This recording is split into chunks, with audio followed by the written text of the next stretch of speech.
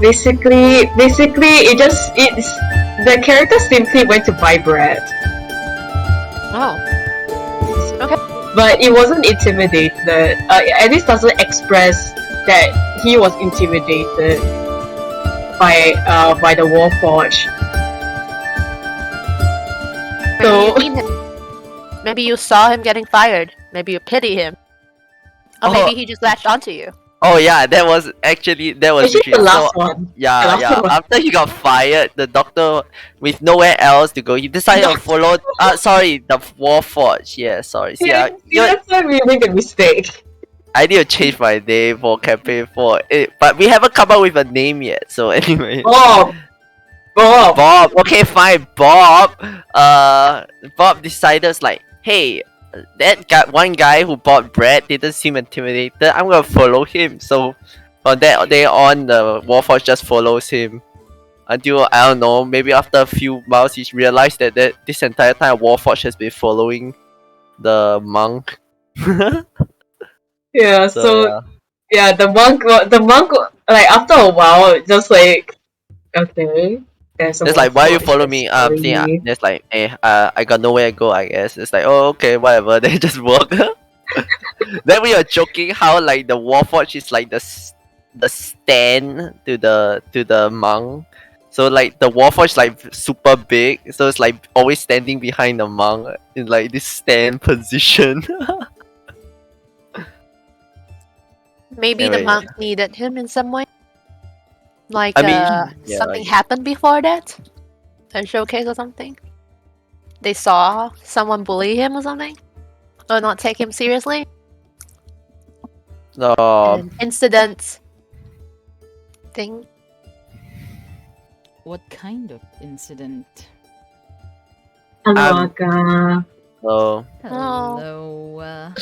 anyways, I guess the person the only thing for my character is I want him to have the appearance of like the machine that was sent to kill Thor and Thor 1.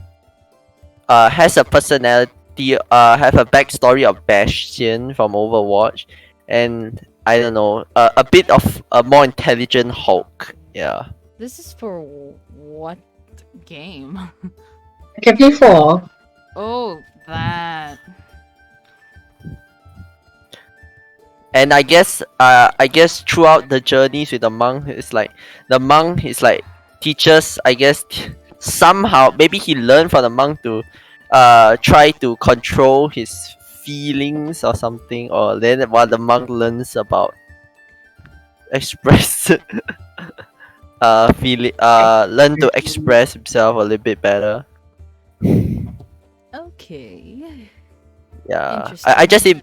I just imagine the monk SDG always attack. trying to teach the Warforged that not everything has leads to killing. Yeah. If it was slice of life, right? It's like I feel bloodthirsty right now, and then I have to like knock him down, knock him out. Every time, it's like I apologize, and then like just like drags the Warforged by the leg. Oh my god. What do you say to me? Puh. I can tell you guys that my physical dice roll, out of all 3, none of them are double digits. What So- does Oh that mean? no! Oh wait, this is a good thing if there's a like attack.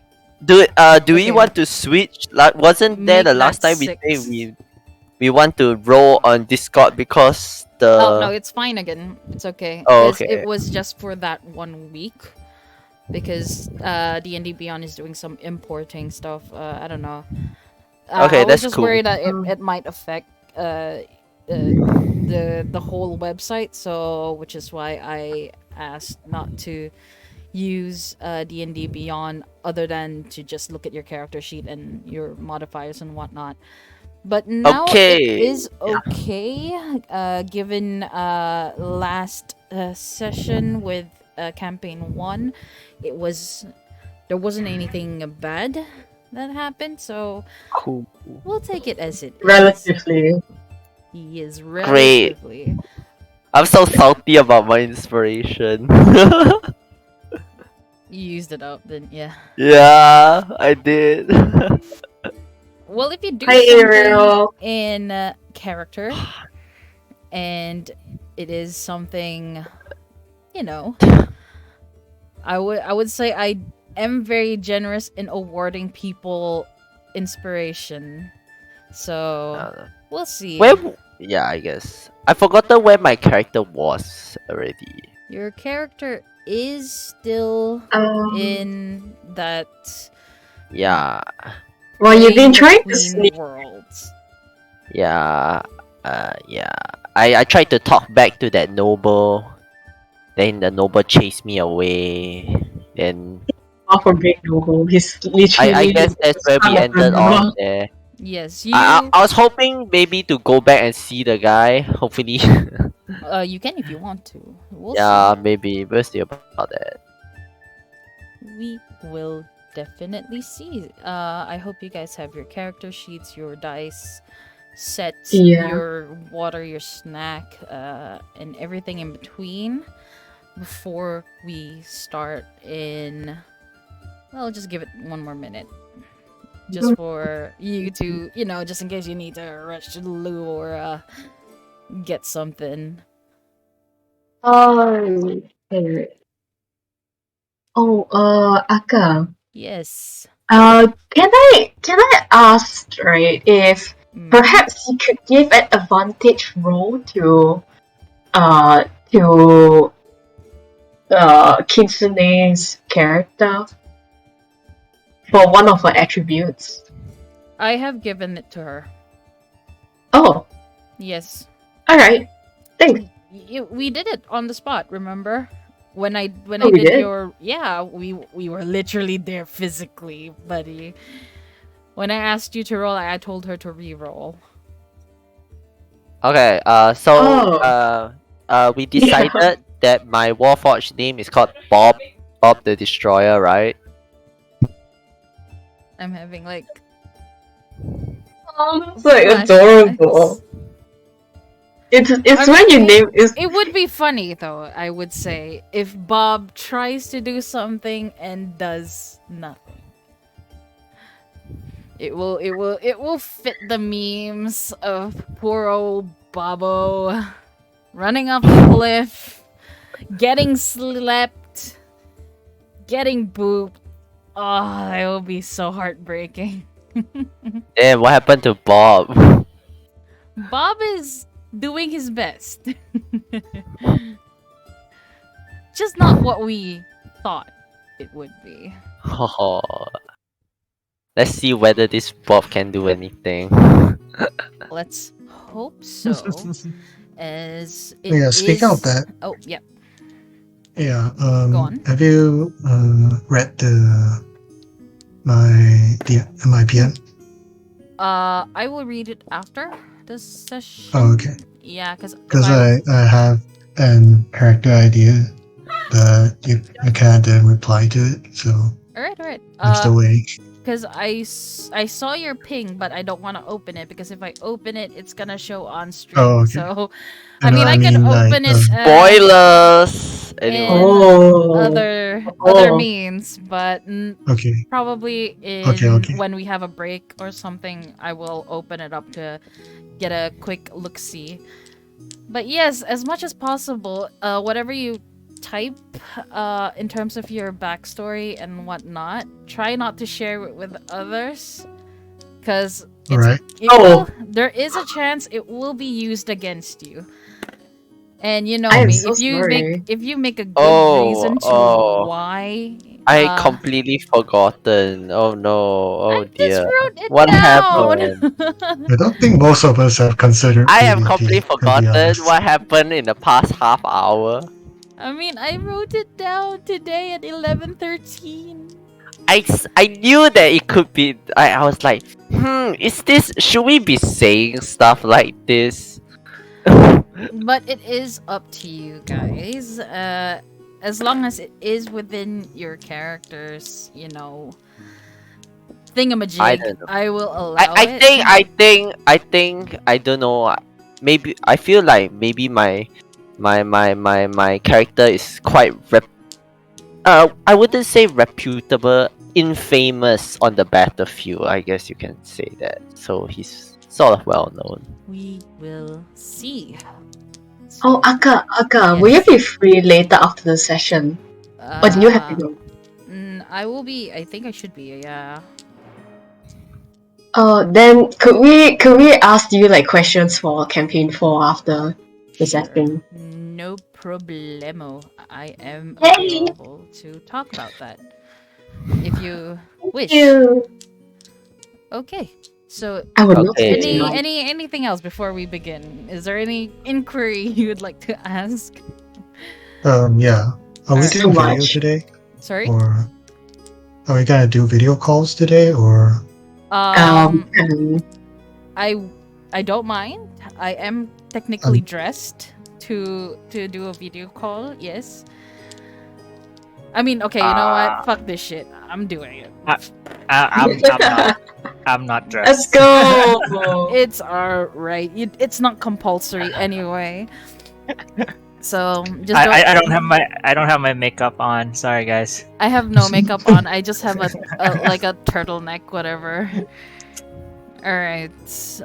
I mean, it's up to you if you wanna use your camera. It is fine. You just don't mind my background, all that crazy stuff. Oh, Ignore. new room. This Is is that big pool? this is not my room.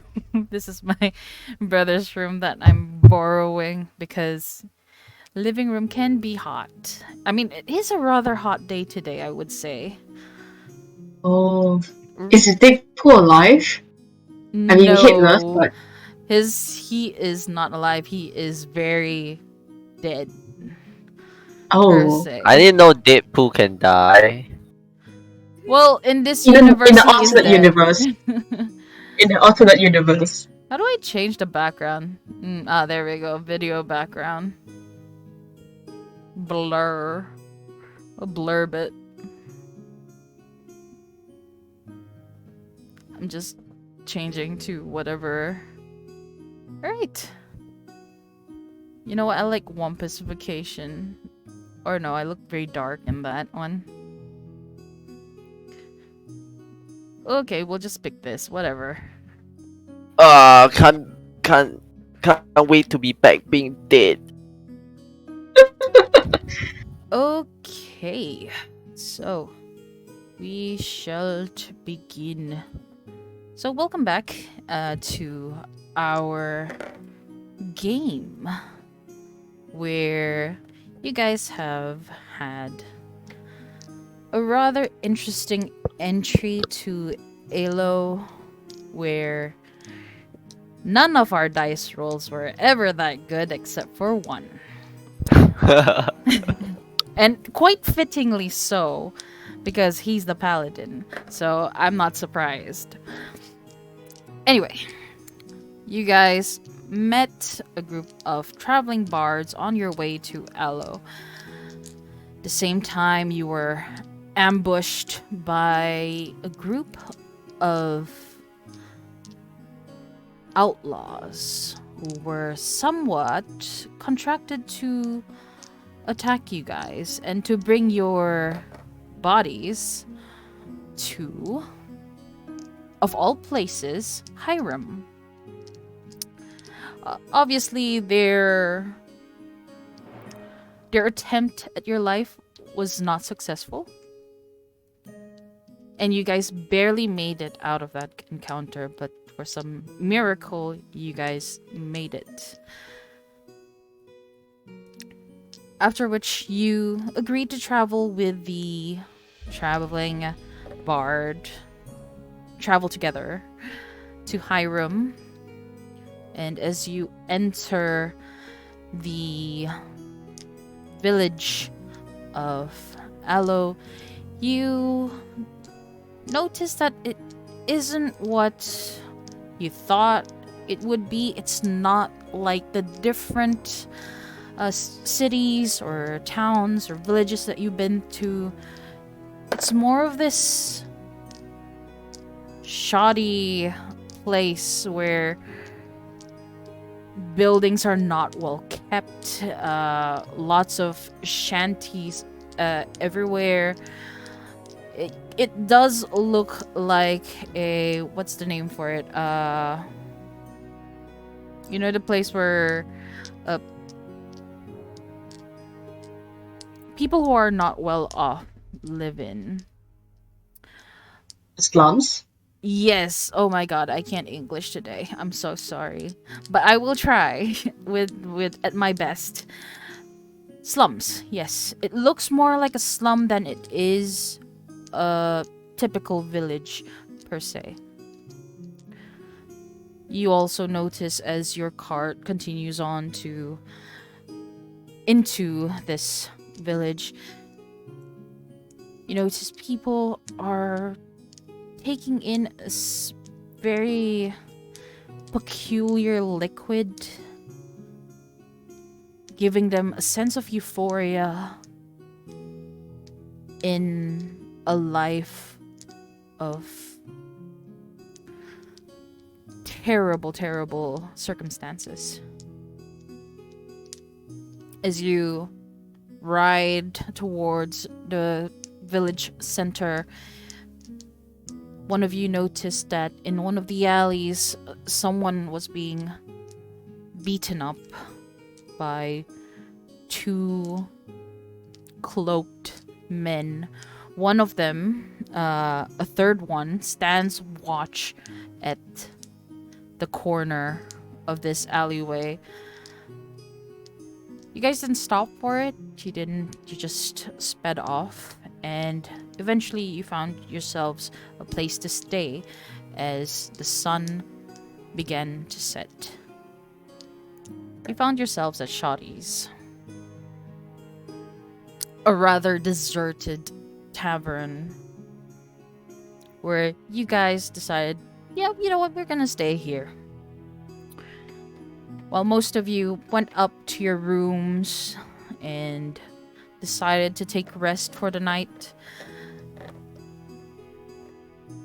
Therizo decided to stay, have a meal, and speak to the only workers for that night.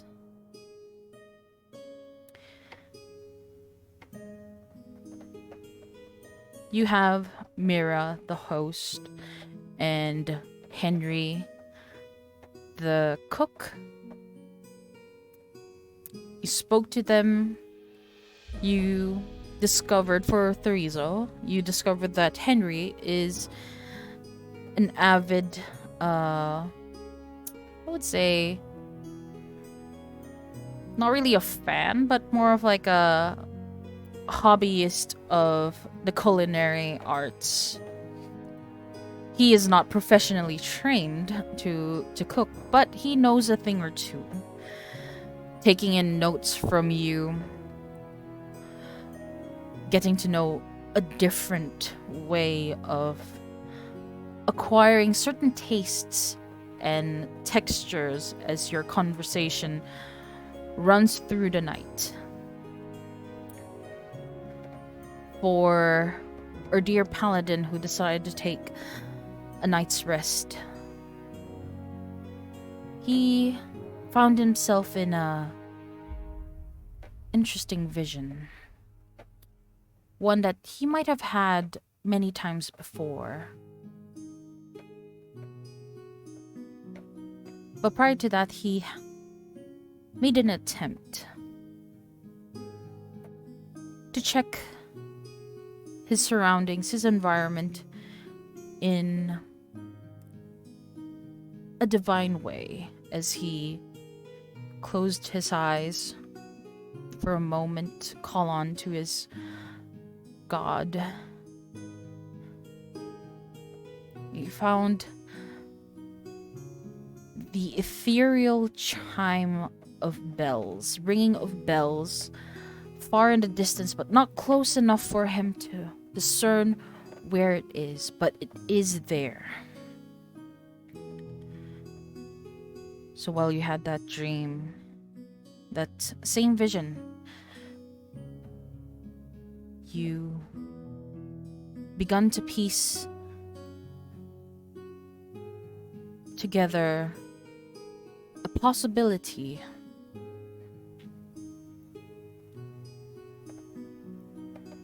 connecting the Holandre bandits from Kosovo into what you're experiencing here in Alo. In the morning, you have risen, and while in your deep thoughts, you considered these connections and come to a realization that hit you hard in the gut. That the same people who sacked Kosovo are in the same city, or rather, village as you are. On the other hand, in a plane of undead and death, somewhere in between, no one really knows. It's still a mystery. The Doctor, also known as Clicker, you've come across a group of travelers from neighboring cities or villages around your hometown of Canopius. You found out that they've befriended a peculiar Kenku by the name of... Oh god, I kind of forgot his name. Goldbark. No, that's Goldbark. I can't believe I forgot the name. Blunt Claw, there we go. Oh, yeah. Blunt Claw. You found out who he is, where he lived. You initially thought him ill, thinking that he could be the cause of whatever's happening in your village. The disease that is slowly taking lives and claiming more at the same time. To your surprise, you found this Blunt Claw to be opposite of what you initially suspected. The town outcast. Just another friendly person. Before you could get to know more about Blunt Claw,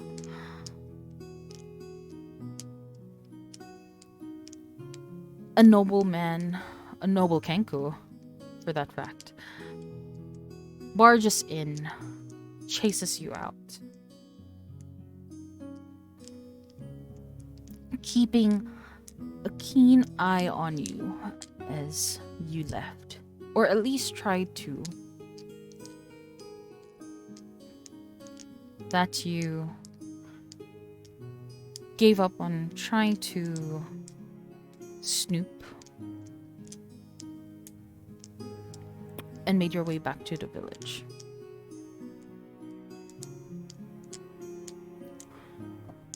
This is where we will begin. Days have passed. No cure has been found as of still.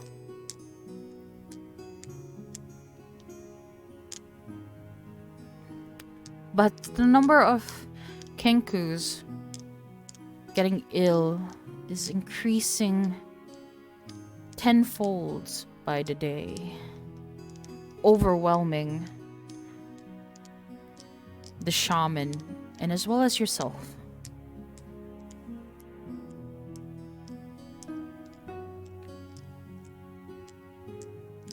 At the moment, with the overwhelming number of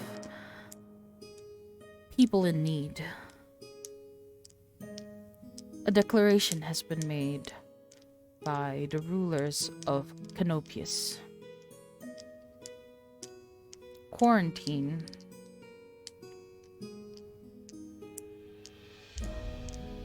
but for you and your master, you make your way house to house, door to door, branch to branch,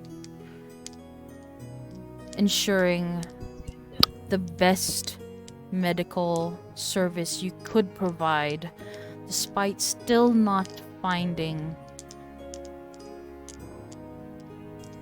a solution, cure.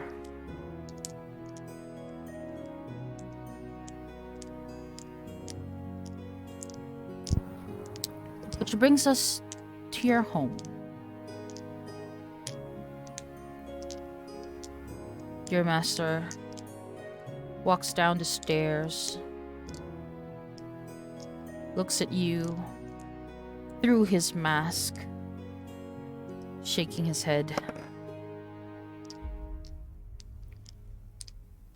I'm sorry, Clicker. I'm afraid your family has given in to the disease.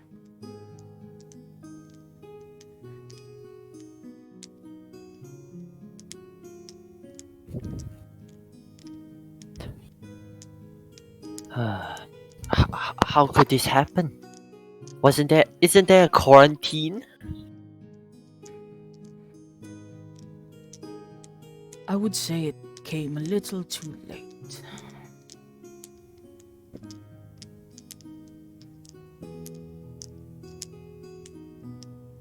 We still haven't found the origin of this disease, how it came to be.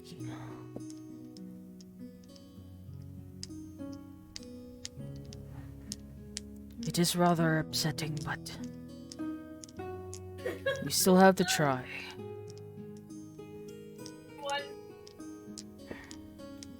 Hopefully your family will be able to live through this ordeal.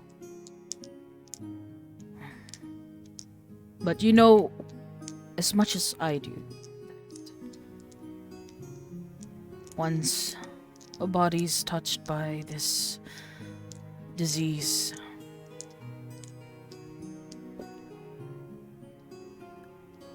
there's no coming back from it.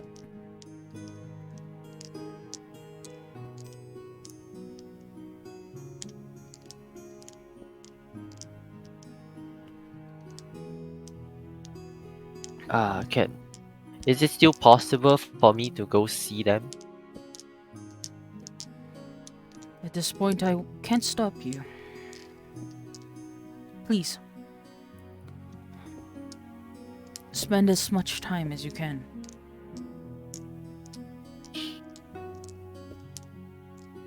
If you need me, I will be at my place. He gives you a nod before making his leave out of your home.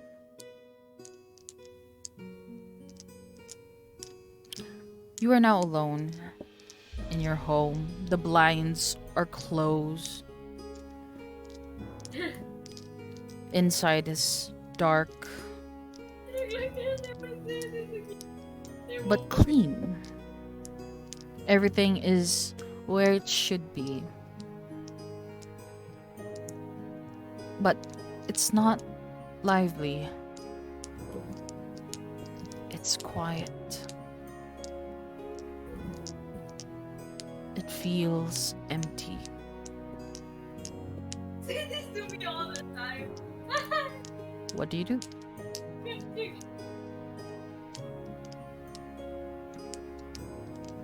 Am I wearing like protection from the infection? Like wearing Yes. things. Okay.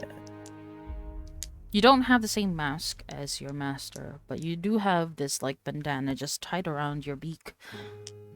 Gloves on with a little bit of herbs just hanging around your shoulder.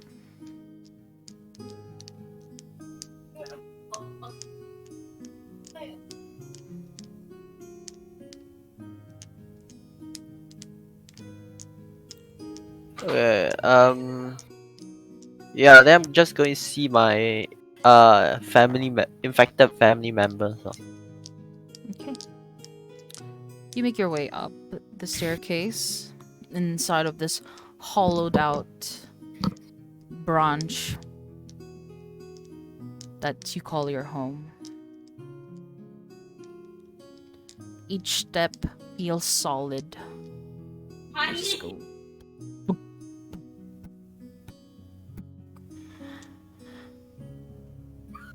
You look down the hallway.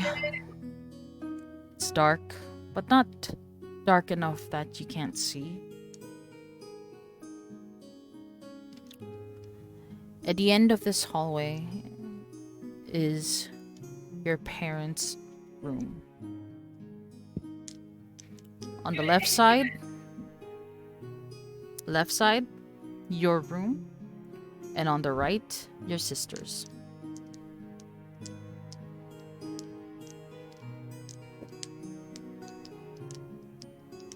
Where do you go?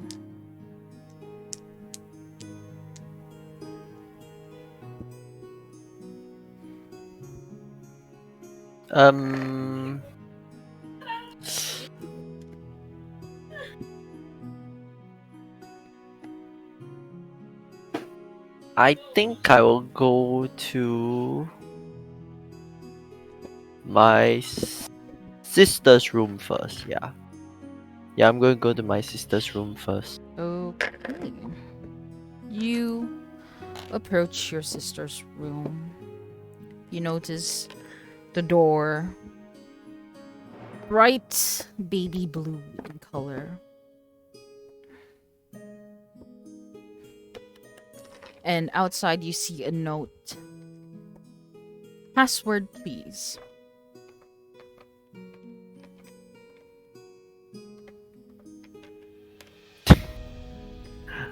Do I know the password? For this sake, make a history check. Okay. First row of the day. The DC. Oh, not that high. DC. Oh, yeah. Good start. What a start. What did you get? Net 20. Yes. You remember it pretty well. You and your sister are rather close after all. The password is giving the door a knock 4 times, followed by a whistle that goes foo-hoo, foo-hoo. And the last... Can I come in?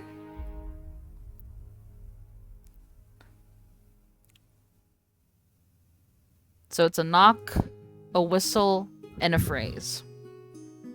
Okay.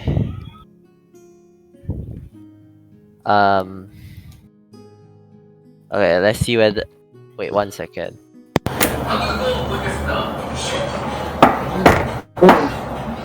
Wait, yeah. I can't. Can I come in? I cannot whistle. I'm sorry. Me too. I can't whistle. But yeah, good effort.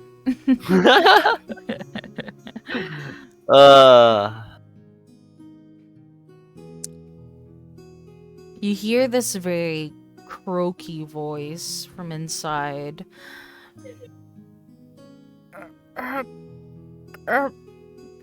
You can enter.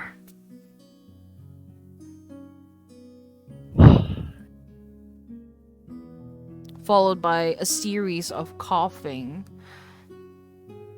but sounding a little muffled. You can tell that she's probably trying not to make this sound as bad as it actually is.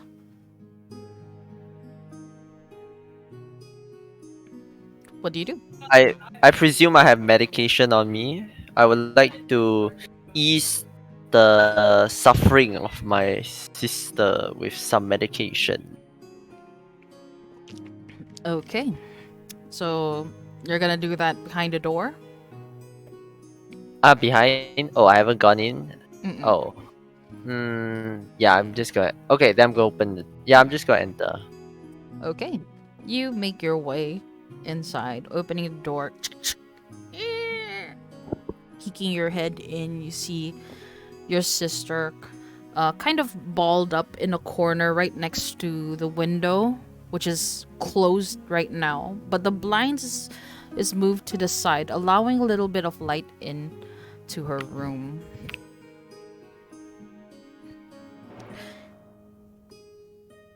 Brother? Yes, sister. I will walk up towards the sister and try to, again, use medication to ease the condition. Roll a or symptom. medicine check. That's right. Okay, good roll is 25. Nice. With that 25, you heard your sister coughing earlier.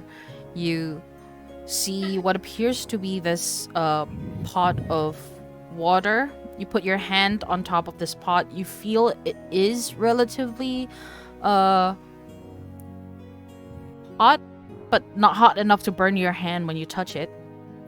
So you pluck out some of the herbs around your shoulder, crush them with your hands, open up the lid of this pot, drop the herbs in, closing it, allowing the herbs to seep into this water.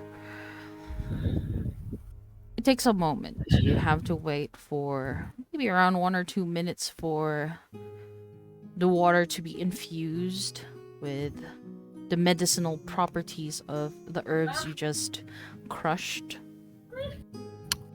Okay, sister, you really have to change that password. You know I can't whistle, right? But that's the point. You can't whistle. I can't whistle. Our parents can.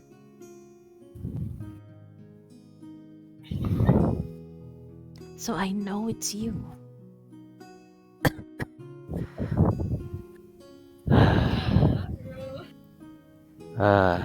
Oh, yeah. The, so, how are you feeling? I told Shaman earlier. My chest feels a little heavy. It's like I'm breathing in water.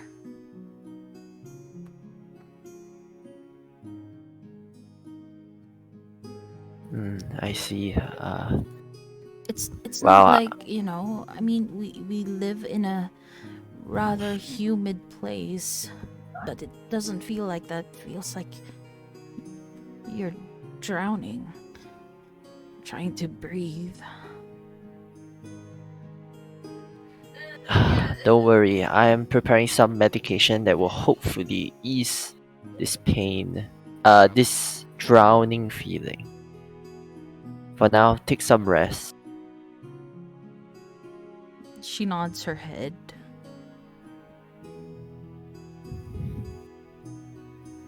Do you think we can come out of this?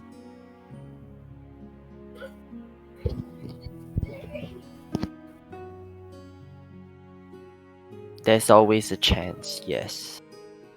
I'll do everything I can.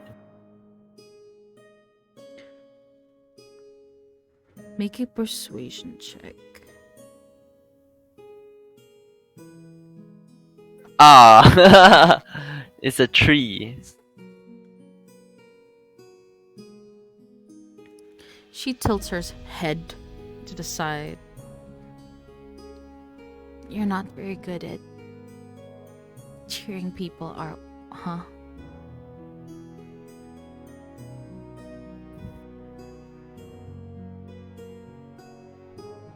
I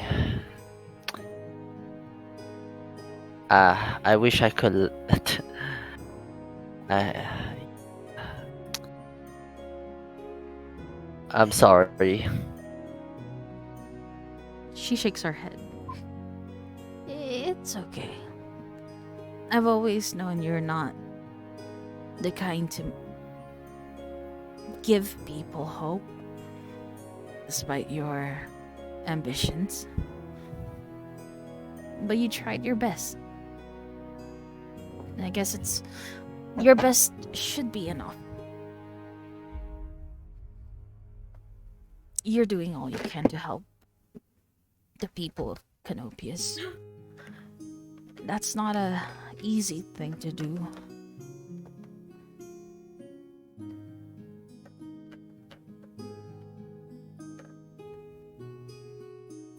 You are right.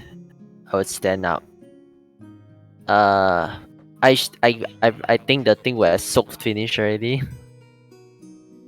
Yeah, I would apply the medication on my sister. It is consumable. Yes. Oh yeah. There is a cup beside her, the pot. Okay, I'll give the medication to my sister as I stand up. You're right. My best is not enough. I'm just here because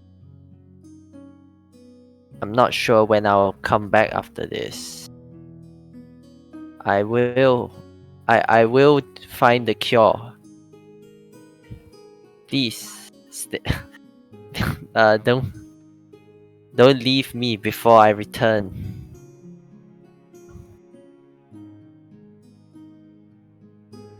If the cure cannot be in Canopius, it must be somewhere. It could be out there somewhere else.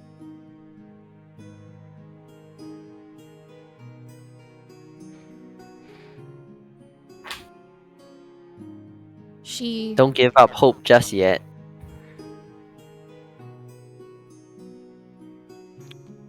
unfolds herself. Just scooch on over to the edge of her bed. Grabs the cup with both hands. You see her hands are turning quite similar to Blunt Claw's appearance, where the feathers are falling off, exposing the skin beneath it.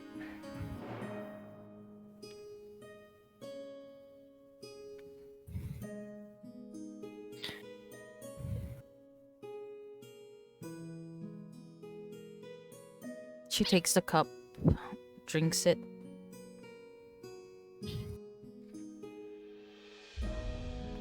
Blech. I don't understand how you could make this. It's terrible. As she puts it aside.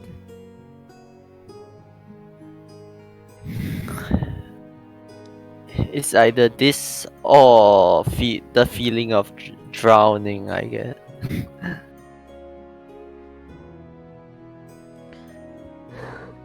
You see her inhale and exhale. I think I'd take the disgusting cup. I knew you will. Now drink up. I need to go see mom and dad now. She nods her head. But before you leave, she grabs onto your shirt. Tell them I'm rooting for them to get better. I will, sis. You feel her hold on your shirt loosen as the folds slip off her fingers.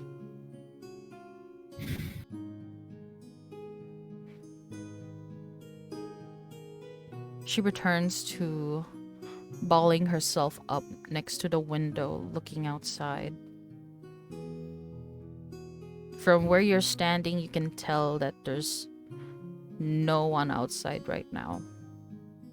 It is quiet. Only the insects can be heard creaking and singing, as well as the rustling leaves as a breeze passes by.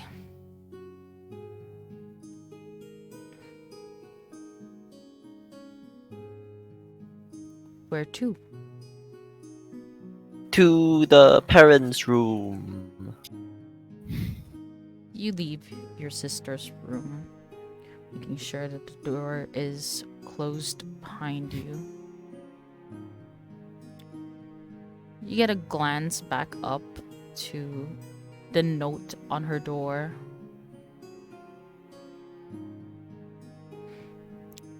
Maybe you shake your head before making your way deeper into this hallway towards the end,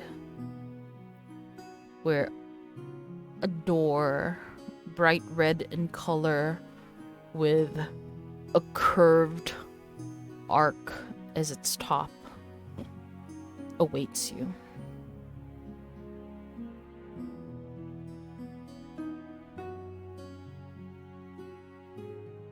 What do you do? I enter the parents' room. Mm-hmm. You Yeah. enter your parents' room. Inside, lying side by side,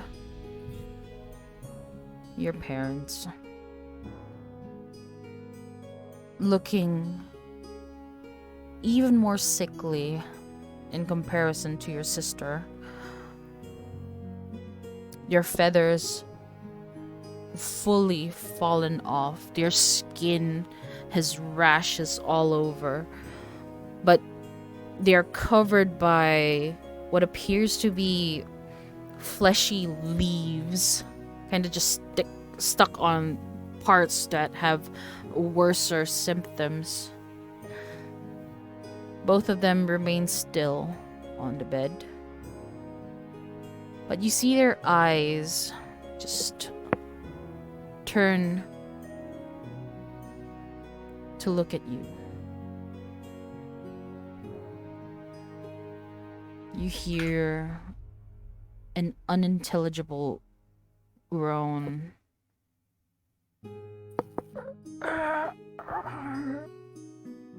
Followed by this kind of guttural breathing.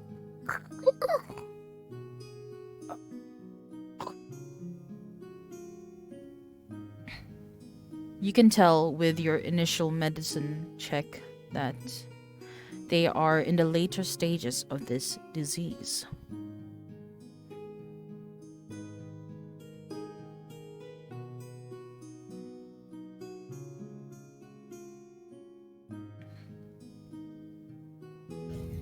Hi, Mom. Hi, Dad. I'm here to give you guys your medication. Then I'll start soaking the medicine. You do that. You see your mother's eyes just half open, while your father, his eyes trained onto you, not as lively as you remember it to be, as they struggle to breathe, as if bubbles are just popping and boiling up in your lungs. You could hear it just.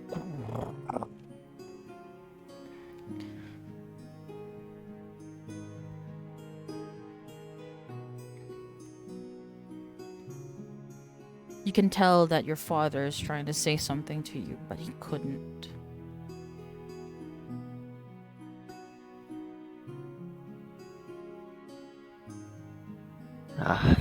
don't try to say anything if it hurts to do so.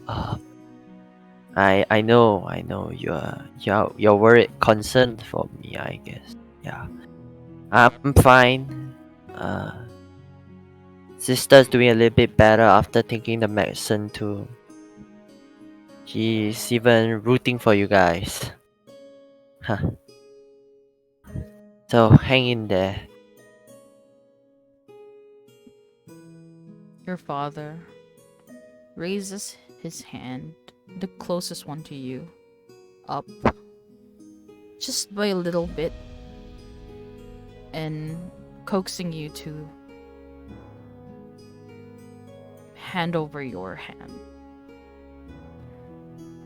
Do I know that this infection is transmissible by contact or no? At the moment, you don't know anything about this disease. Do I have You like are wearing gloves. okay, then I'll put my hand, yeah. You put your hand on top of his, and he twists it, making his hand over yours. And you feel him tapping on your palm. With that, let me see what role I can give you.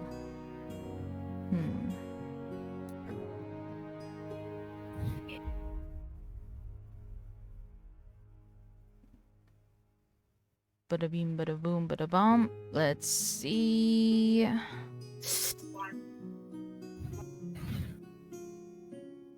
Okay. Roll either a history check or a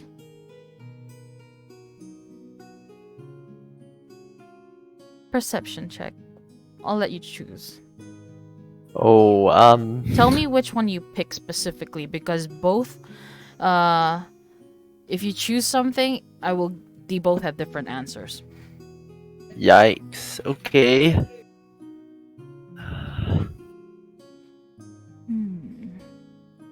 I mean,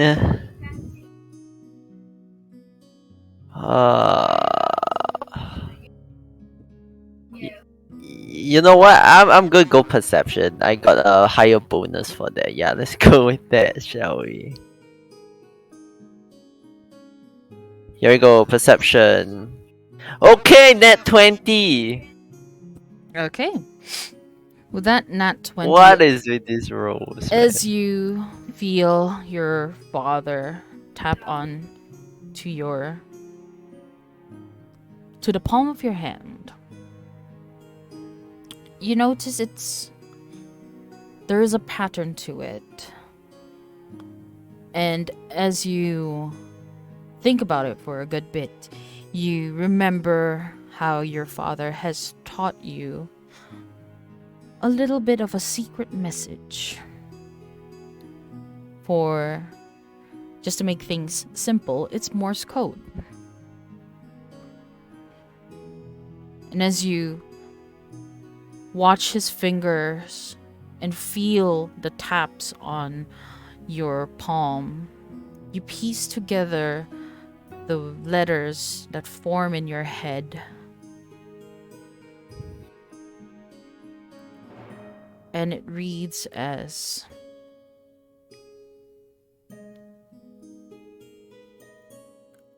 I'm sorry. We don't have long.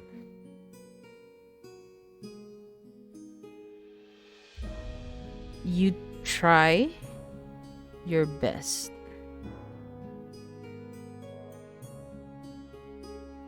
You are good.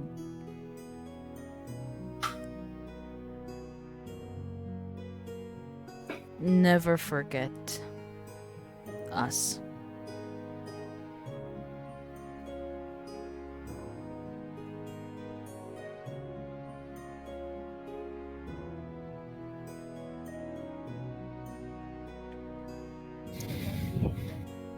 As the words form inside of your head, you feel the grip the hold on your hand loosen up as it returns back to the side, resting on the bed. Your father's eyes still trained onto you with this gentle, very minute nod.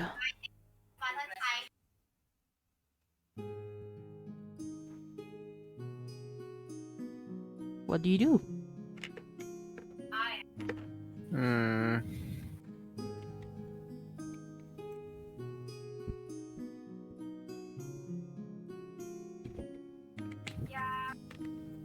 I'll nod. I'll get up and I'll. Have I fed them the medicine? Nope. You have Yeah. Yeah. I would like to feed the medicine to them.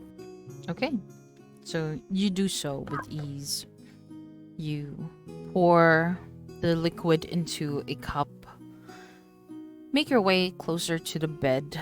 Arch their head a little bit, tilting both their heads in the cup, ensuring that the liquid flows down. It goes without a hitch, as you see a wave of calm on your parents as you complete your round.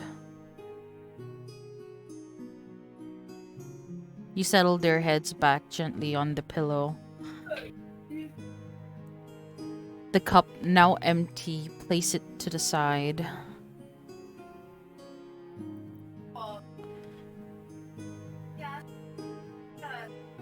You see your father's eyes just slowly close.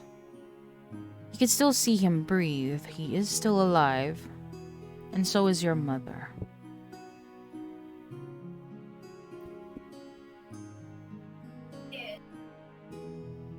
What do you do?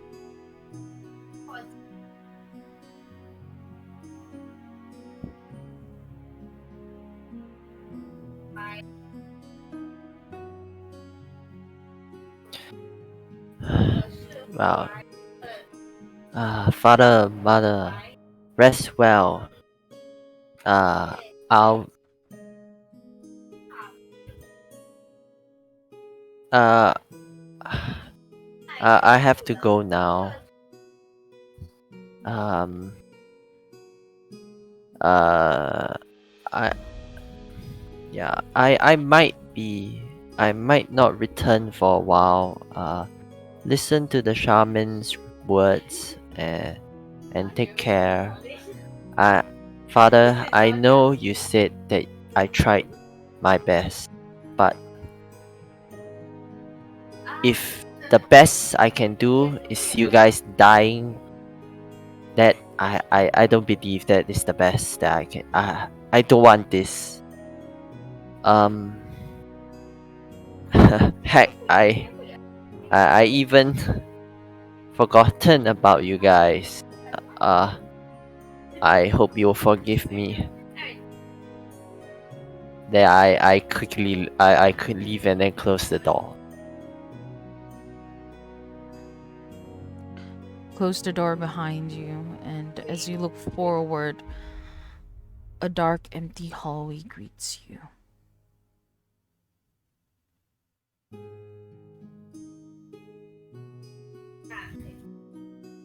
You take a step forward,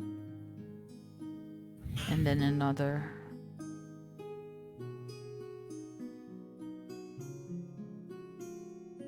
Somehow you feel that with every step you take, the walls get a little longer.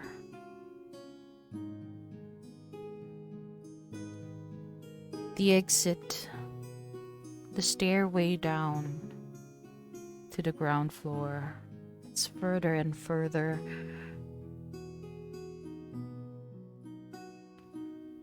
The whole room just warping, elongating itself.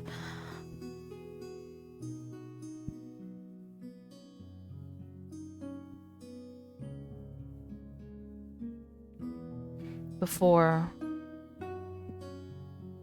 you finally try to take a step forward again. You find yourself falling straight down into this hollow pit. For a moment, you felt like you were falling, but then you realized there's no wind, no nothing pushing your body. You're just weightless. Around you, different scenes. Some you are familiar with, some you are not. You're not quite sure. They appear in broken glass fragments as you feel yourself float in this void. Is it possible to try grab some of them, or is it too fragmented? You can make a grab. Roll a d6 for me. Oh, D6, okay. Yes, tell me what number you get. How do I roll a D6? I have no there- idea how to use. There is this dice icon at the bottom left. The red dice Yeah. thing. Yes, Okay. yes. I See. see a lot of the. Oh, D6. Now what? So when you I click it, click. then press roll. Okay, roll. 6. 6. Let me see what you get. Ooh, nice. I'm on a roll today. When that's 6, you reach out, grab for the closest shard you find. You hold it in your hand. It's this diamond-shaped shard. And the longer you hold on to it, you hear voices. You hear Blunt Claw. Kind of this muffled, echoey version of his voice. Going, I don't know what happened.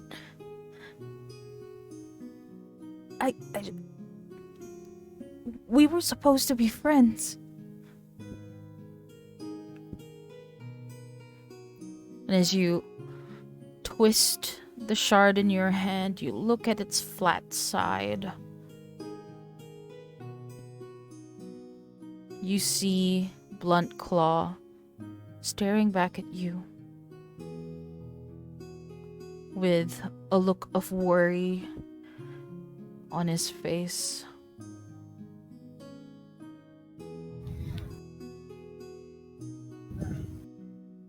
What do you do?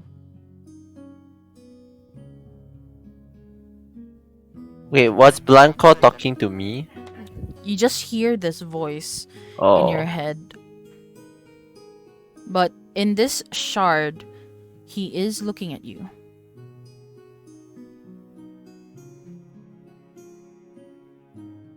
But you don't know exactly whether this speech was directed at you.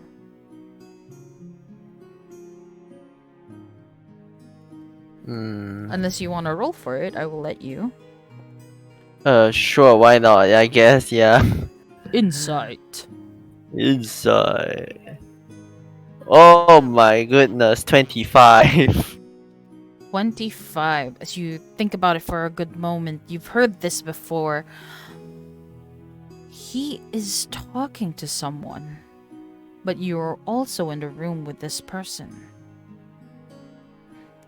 As you continue to stare into this shard, kind of move it to the side, and almost like as if looking through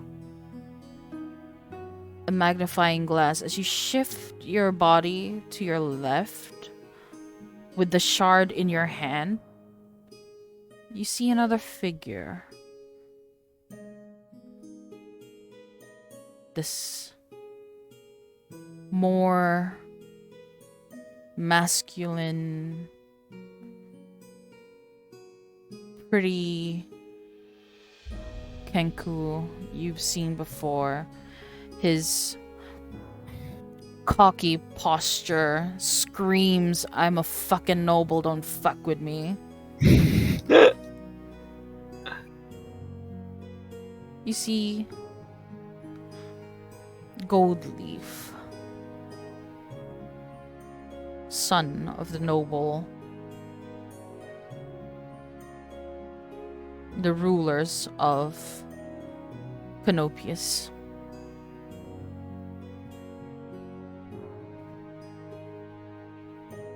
You see him turn to you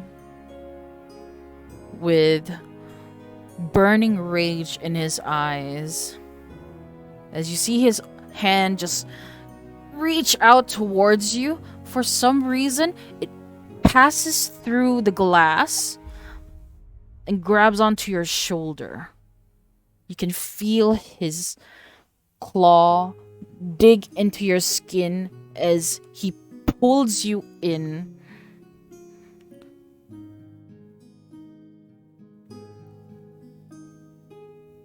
And we will see what happens next as we move on to a place in Aloe at Shoddy's, where a paladin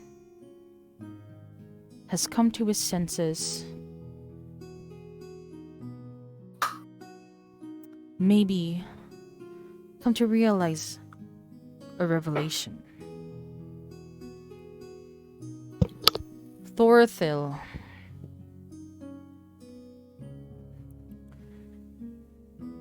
you have just connected the dots. This foul being who ransacked the town of Kosaro is here, is in this village. What do you do? You are confident this person is here. All your senses is telling you 100% you are sure.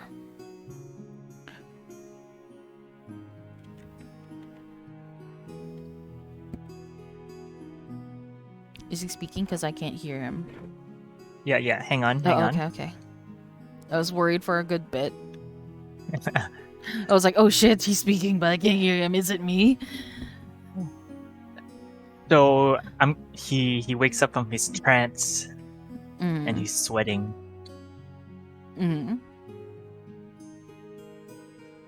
He realized that this is the opportunity that he's been waiting for so long. To take justice into his own hands. When at that time he couldn't. Anybody else in the room? Nope, it's just you.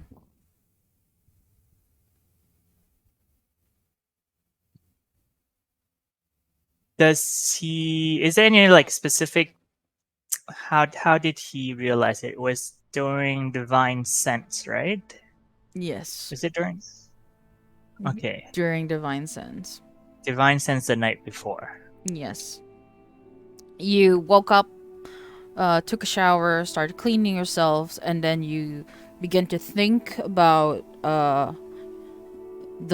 this dream that you had, and you did I think either an intelligence or a history check, which enabled you to get this confirmation, this strong feeling that this is true. He realizes the only way that he might be able to find him again is through divine sense. He doesn't know if he hopes that the villain is so close by.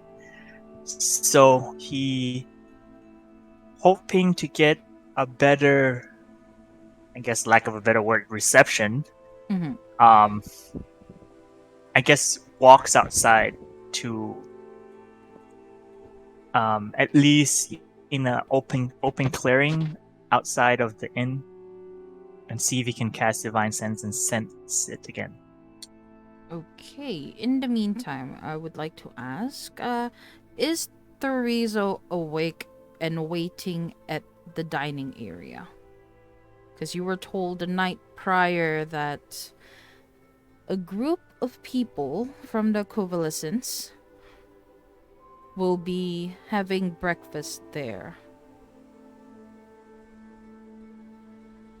He will be sitting there, Okay. at the dining. While you wait at the dining area, you see your paladin friend come down from the staircase, make his way outside. Will you call to him, or will you just let him? Want to see what's going on? Would approach the paladin. At door. You're awake. Hey, Teriso. Yeah, what's going on?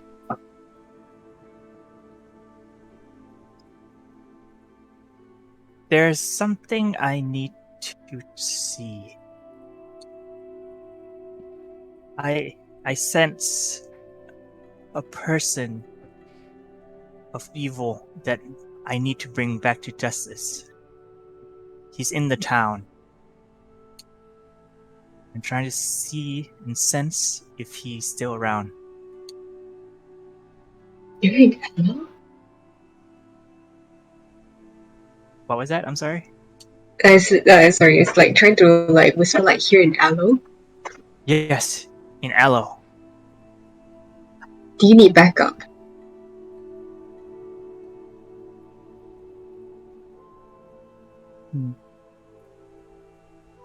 In time, I think I'll let you know. Alright, just give us a heads up, alright? Thank you for your assistance, though. I'll ask for it when the time comes. Take care.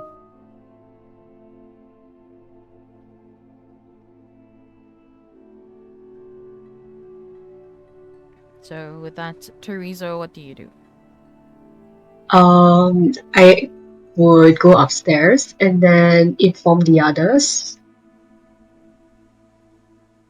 Okay. Yeah. So while you go upstairs, you find Jane's room with a. Let me try to remember the name because I'm terrible at names. Jane and Ariel staying together in one room, and you have the bards all resting in another room. Do I know which is which? Hash Brown is staying in his own room. You can tell for sure which room is his. As you pass by, you smell Hash Brown. As for the bards, you can tell that it is their room by their kind of jolly morning. They're awake for sure, and they seem to be in a happy conversation as you hear giggles and laughter inside of their room. Whereas for Ariel and Jane, it is rather quiet. The other rooms are all open door, so you know which ones are being taken up. You know that you and your company are the only ones staying in this inn. I would say you would be able to deduce which room is whose.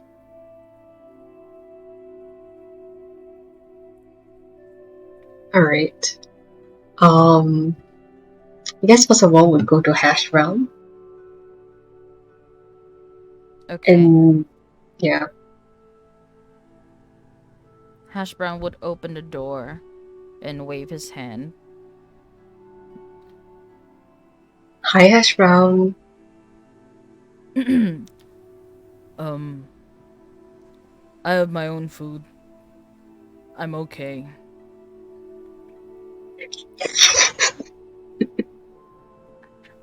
Yeah. I can smell that. The hash brown that is. What I want to can read the message that Thor is going out. He sense a little bit of danger. Why are you telling me this? I mean, we're in a we're a party. Just a heads up. The only thing I want to do with him is punch his face. Okay. You can do that in Hiram when we're doing the martial arts. Okay? And then you start to smell this burning hash brown, and you see this look of panic in his eyes as he closes the door behind him and attends to his burning hash brown. Yeah, Lihibi. There's a good approach to Jane and Ariel's room. Give like a slight nod. It's like, hey, are you guys awake? Area is still on the bed. I'm up. Sorry. Hey guys, this is Teresa. Well, what? Area kind of jumps up. What? This morning? Shit, I forgot my homework. Wait, what's happening? You have homework? Oh, Teresa. I used to. Not anymore, but I guess I'm still used to people waking me up for not finishing my homework. Oh. Don't worry, it's not about your homework. I presume you already graduated.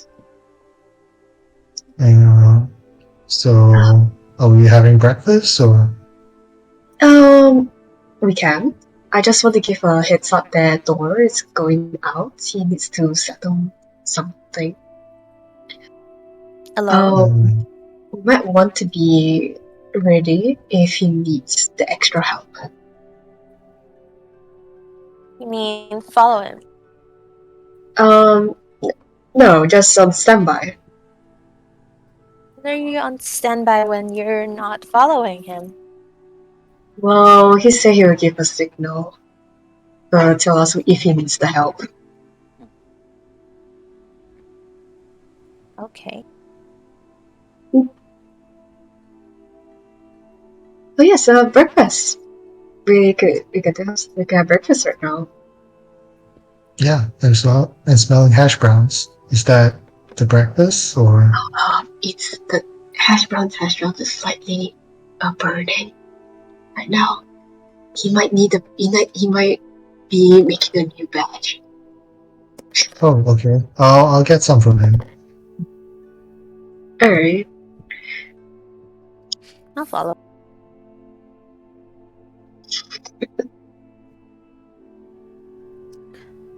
So, Yeah. the three of you will be going to where? For Ariel, she'll be bursting into Hash Brown's room, asking for hash browns.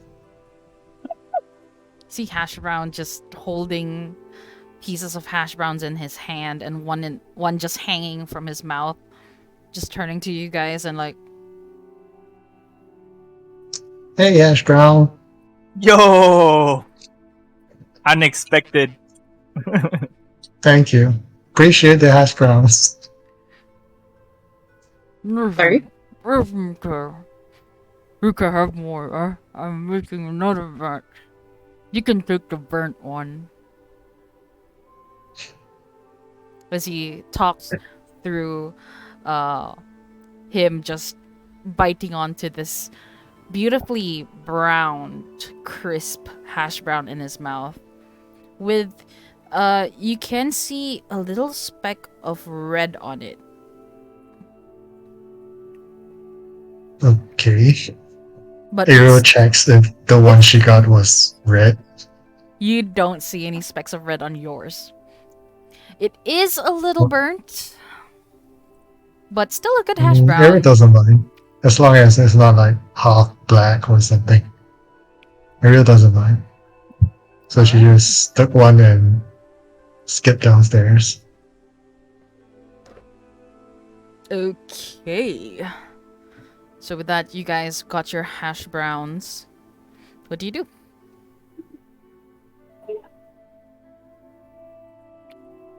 What's the plan again for everyone? I don't think there's one yet. Hiram, but we just had to wait for Thor. You, for Thorizo, you were trying to investigate what is happening in Aloe, and you've been told that a group of people from the free clinic will be coming down to have breakfast at this establishment. I told Ira and Jane about that. Alright, so I guess we either follow Thor or we follow the reason. I don't think Thor needs following for now. Hmm. He's already gone. Okay. Is he? Then Ariel will stay with the reason, I guess. Thor's already gone. Yeah. I mean, I saw him right downstairs. Then he headed out somewhere. Maybe I should have followed him. Oh dear. Can I follow him?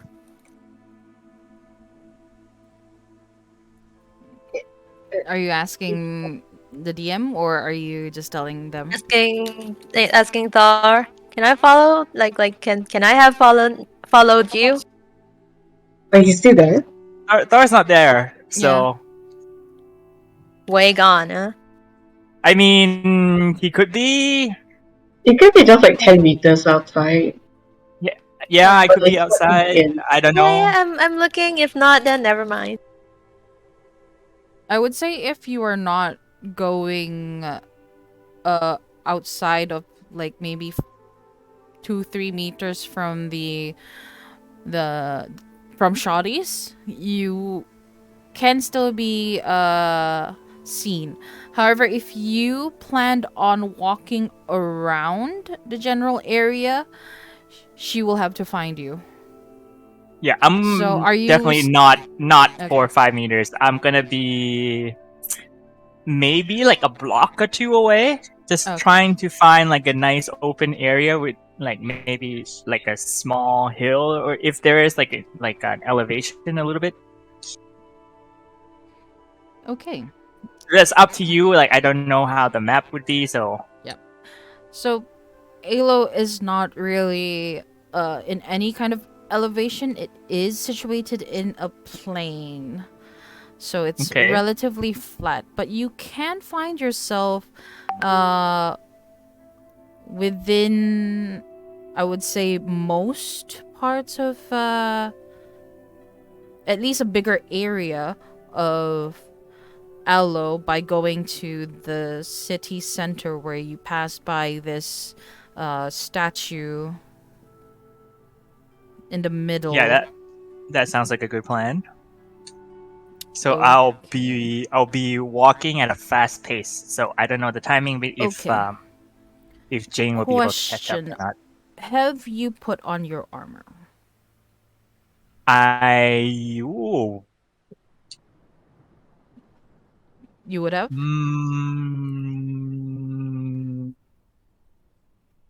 No, but I would have my weapon. Okay. So just take note of that and remove it temporarily on your person. Just unwield it or unequip for the time being until you put it back on. Okay. So we'll just head back to Therizo. Therizo, the three of you, where will you be heading? Downstairs and see if the people from the convalescence Mm-hmm. I should has come to probably type their that down. get their breakfast. Okay. Oh I dear. would type that down so that it would be easier for you guys to see it. Okay. Look, look, look.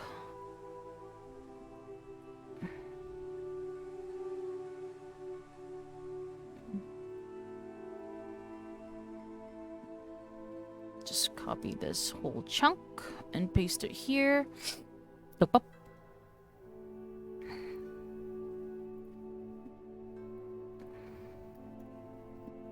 Okay, so you guys make your way down to the tavern grounds. Take a seat. Probably, if you guys are gonna order anything from Mira and or Henry, they will provide you with sustenance. In the meantime, Thor, you make your way to the village center. As you walk hastily by, you, from the peripheral vision, you do notice people getting high, and some of them kind of shivering and scratching themselves, kind of like in their own version of having a cold turkey.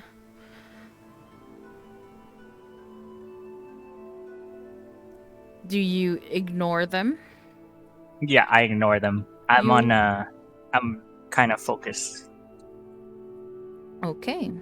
With that, you push through beggars on the streets, just waving them off. I am not gonna deal with you today. And eventually, you find yourself at the statue at the center of what appears to be this crossroad.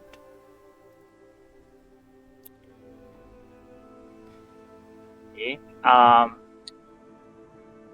Guessing the statue would have like a little bit of a footing, so I would just like kind of step on that footing and cast Divine Sense.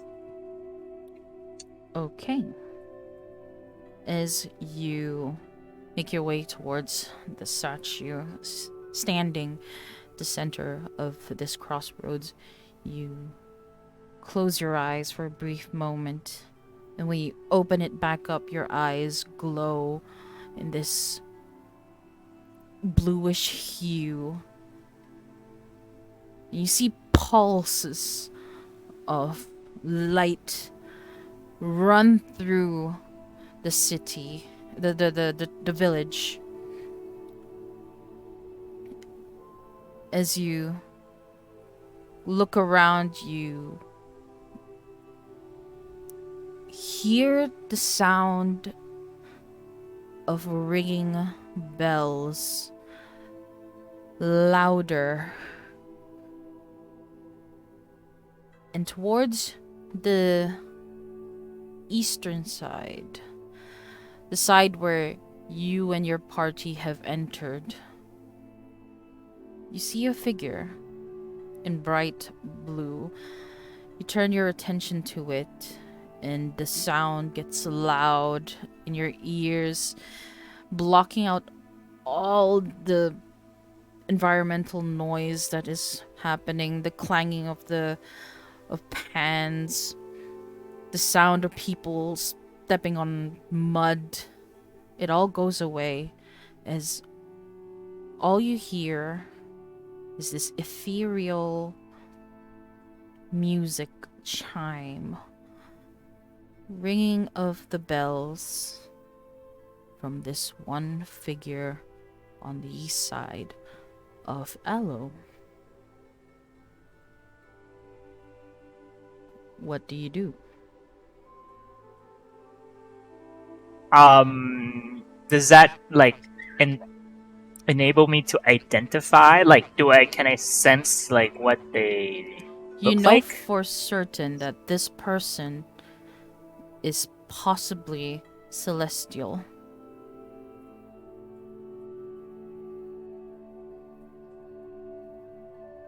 Will I be able to identify if I see the person? Will I be able to identify that this is the person without divine sense again?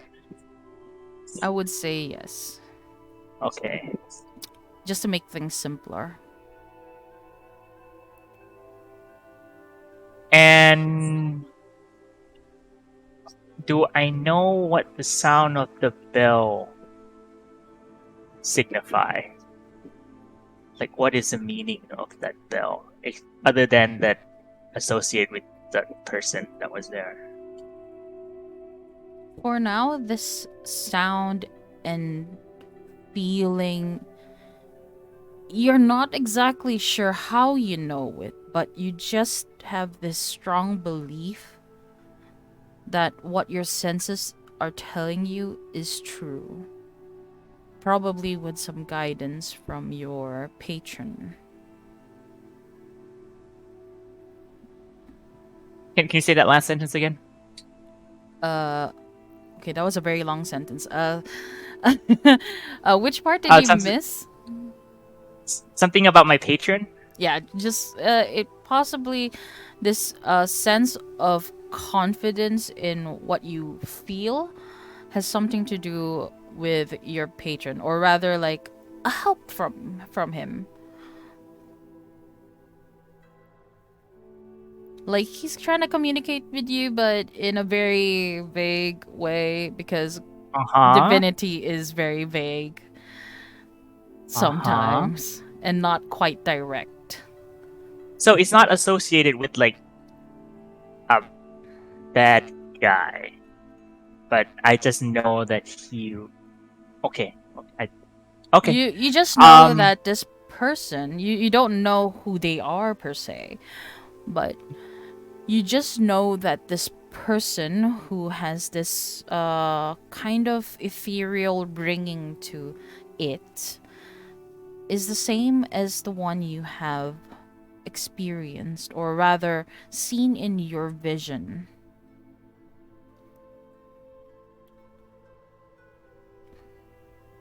And if I try to get to that location, the entrance, Yeah, you can definitely um, go there, yeah.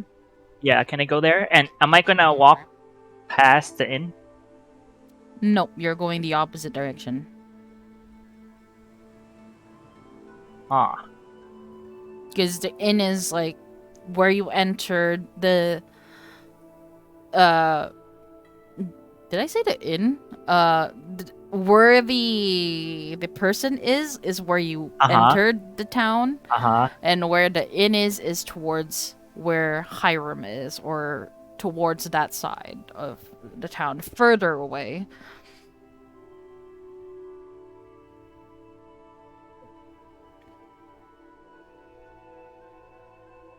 Yeah, I'm gonna go to that location.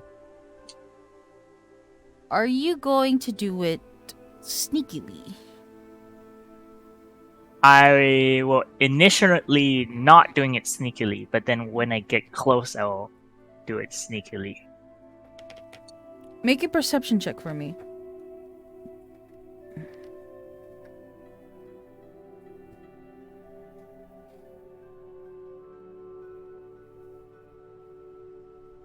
Modded 19.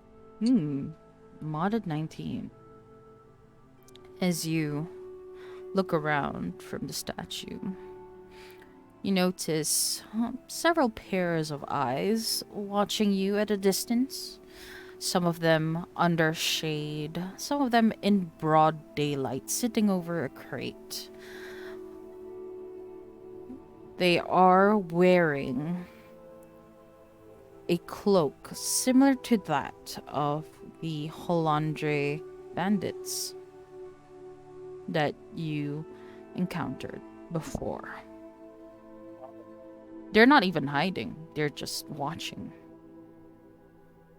they're watching me. I realized. Mm-hmm.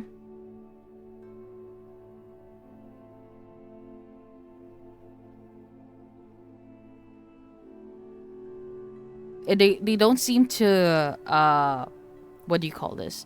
They don't seem to take interest in hiding themselves.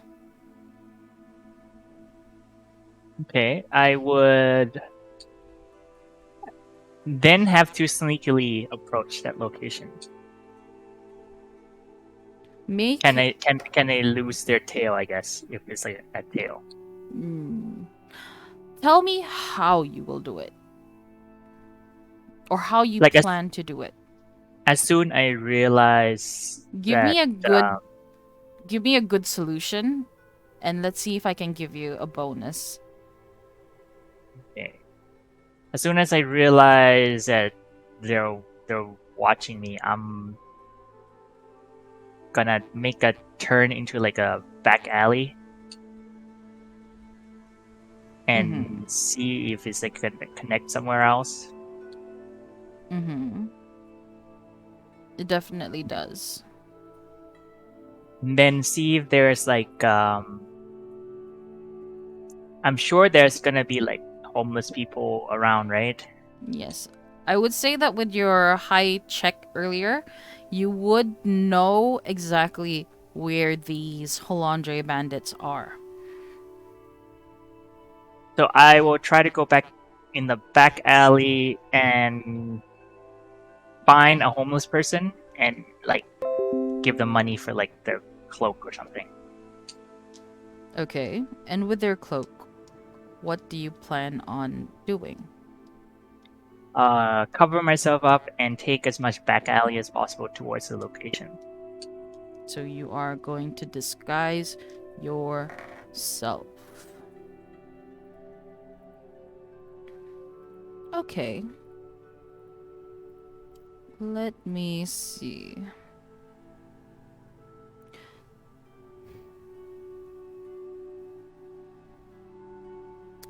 Let's see if this works. Roll for deception, and let's see what you get.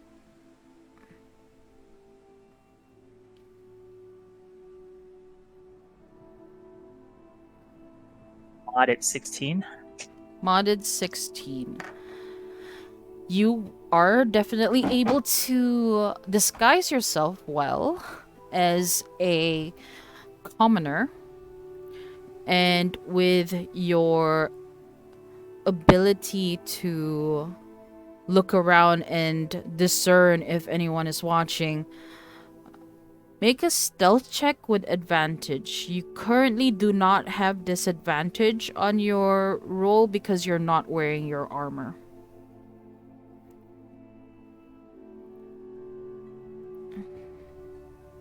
With advantage is 18.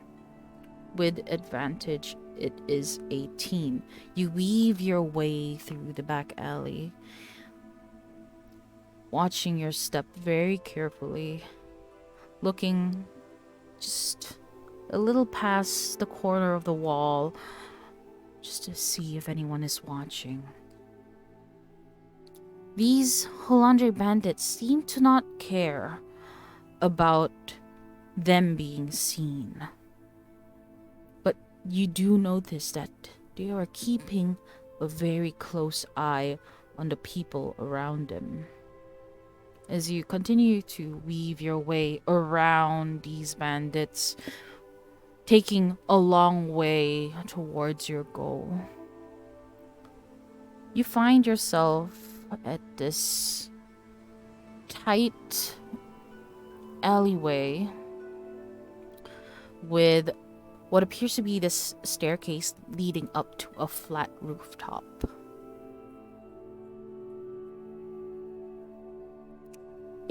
This house seems to be abandoned.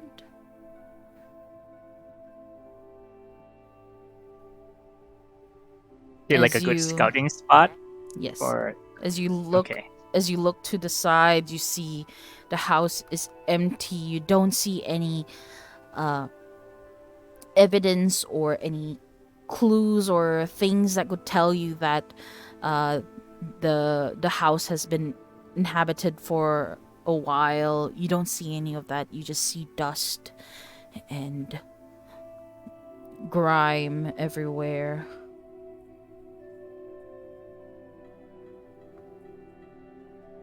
This building is empty, and there is a flat rooftop on top of it.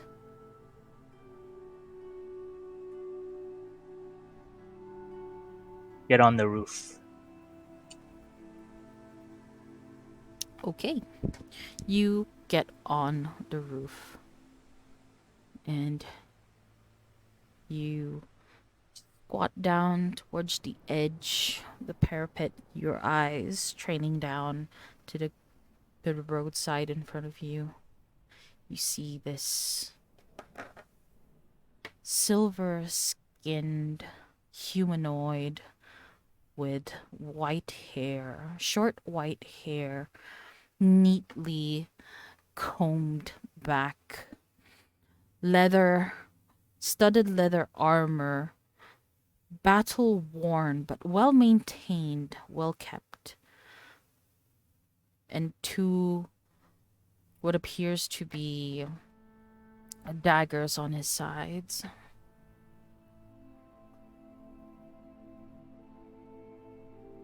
Let me see if he does anything. Oh, that fell. What number did I get? Okay. That was a... Roll. Let me see what he got and see if he is okay.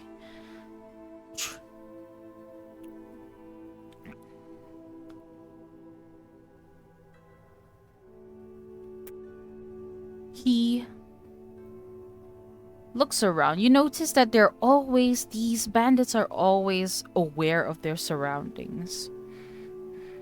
And for this man with silver skin, you see him turn around, looking over his shoulder, skimming through the buildings around him before his eyes train up to look right at you.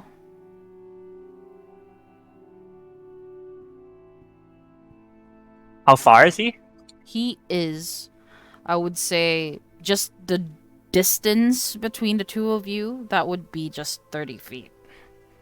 But you still have to go down the staircase and walk up towards him, unless you want to jump down, which is... How high am I?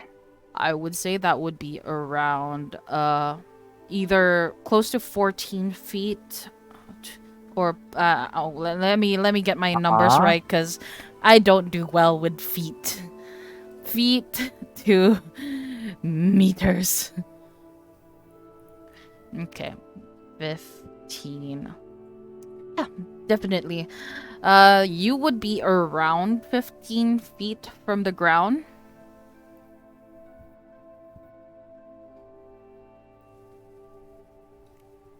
And there's a whole bunch of bandits everywhere. Is that right? Yes. As far as you know, in almost, I say almost, every corner of the way that you weave through this town, there is at least one bandit on the lookout. And he realized that I'm there. Mm-hmm.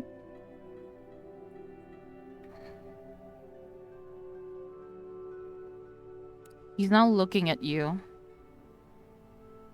And after a good bit, you see his gaze just turns away as he continues to talk to his subordinates in front of him.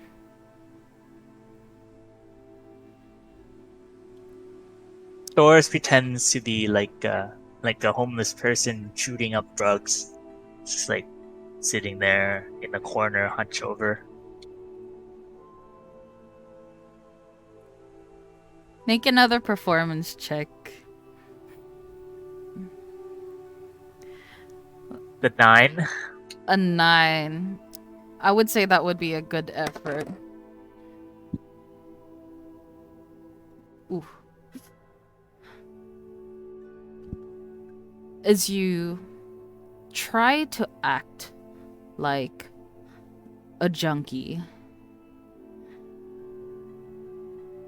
you kind of overdid it by a wee bit.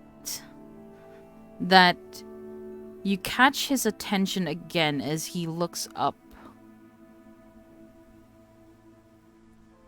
His eyes now squinting, looking right at you.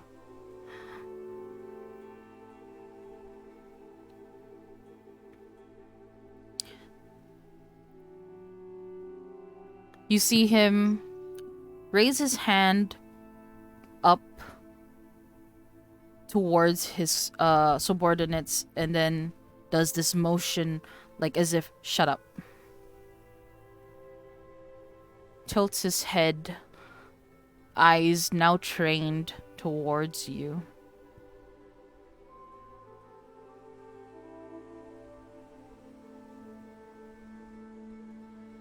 You, junkie. As he points to you.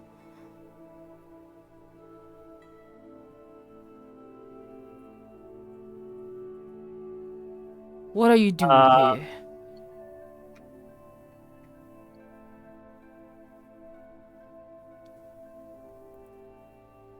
Doors.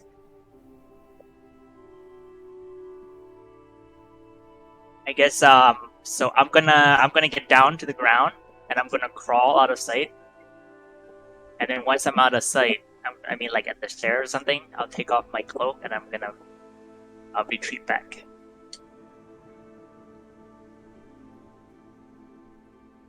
Are you doing this as fast as you can? Yes. Okay. I would ask you to choose either acrobatics or athletics. To make Athletics. the roll. Yes. You're The lucky. modded 16. Okay. Modded 16. Okay. As you try to crawl your way out, you removing your disguise as you go, you make a wild dash out of the general area, but at the same time you realize that this figure just kind of like jumping on walls at a very what do you call this, in a very flamboyant way, but at the same time very gracefully, as he like just jumps over broken furnitures and the walls and the parapets around that kind of like block your general area. And as you were about to enter about to make your way into a crowded a busy road, you feel a hand grab onto your shoulder, pulling you back. Make a strength check.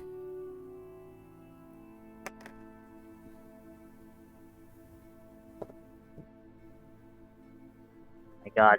It's a net 1. Oh god. Well, I mean, at least he didn't get a nat 20. I mean, he did get 19 though. So, what happens? He pulls you back and pushes you against the wall. I know every single local here. I don't know who you are. Speak! As he presses his arm against your neck, you can feel the force choking you. Thor grabs his arm and casts frostbite on the arm. Okay. Think about this very carefully. Yeah, let's do it. Okay. he will go after you. You cast Frostbite on his arm. And then as you do it, he's gonna say, "In the name of Solinor, you will pay for your crimes." Oh boy. Oh boy. Hold on a sec. I wasn't kind of ready for this. But here we go. Oh boy. Okay. You cast Frostbite on his arm. What does that do? 60 feet, con save. He has to make a con save, right? Yeah, since we're not really in battle, it's more I'm trying to get like the effect of like maybe you feel cold and like let go or something like that on that arm, and then I can attack him with a counterattack or something. I don't know how you want to do this. Okay, let me just double check like his stat for that con save. Okay, he. How much is your con save? 10. He got an 11. He saves. Okay. He takes half damage, right? What's that? Saving another 1 to 7. He'll save the target takes. It doesn't say.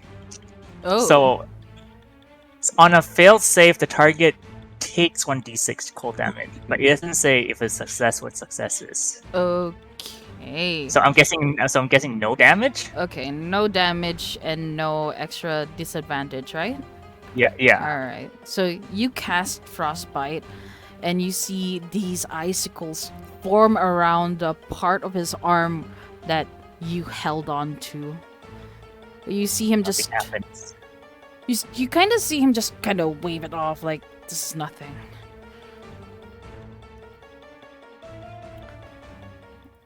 Anything else for your action?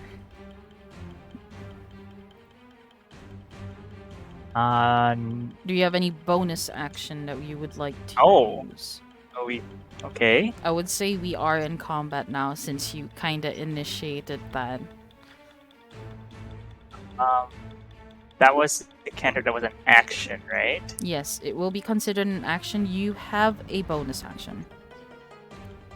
Do I have a bonus action? What's my bonus action? 2 weapon fighting. What does that mean? I'm just gonna whack the guy.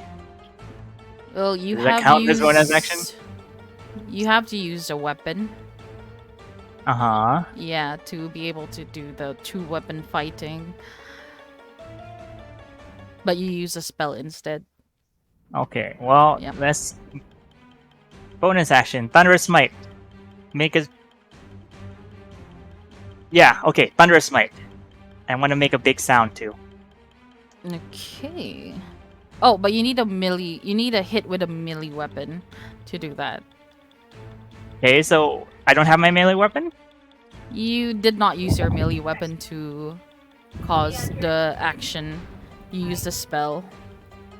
Yeah, First time you hit you- with a melee weapon. you- Okay. You will need to use your dagger or warhammer to be able to use Okay. smite. Then I don't have anything, right? I don't know. That's your character. I think so. Okay. Well, if there isn't anything else, he will begin his action. As you see him let you go, pull out his rapier from the sides, both of them shing, both at the ready to attack with a 24 to hit. Oh, it hits. I don't have my armor on. Anything is gonna hit. Oh god. This is bad! Oh no! Oh. Welcome. No, only Tang is gonna die as well. First, he pulls out his rapier. You hear it shing, and at an angle, he kind of like just finds the gaps in your clothes and just kind of like pierces right through your body, dealing a total of 9 points of piercing damage for the first. And he's going in for the second. He is going to try and restrain you with a 7 plus 7, 14. Another 14? It's a 14, yeah. Okay. Not a So 20 that's- something. Does it hit? Oh, yeah, it hits. Okay, you see his second rapier now going in to dig into your arms, dealing a total of 7 plus 3, 10 points of piercing damage. Both of the rapier piercing right through your shoulders, pinning you to the wall behind. Blood gushes out everywhere. With that, you see, with both of his rapier digging into your flesh and bone. Why are you here? As you feel it twist, and then he pulls it out, waiting for the next action. It's your turn. What do you do?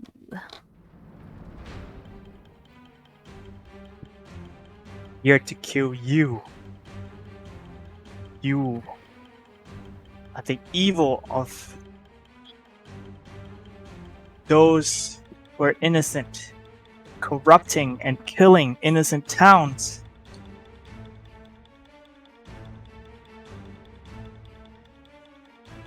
You were at the town.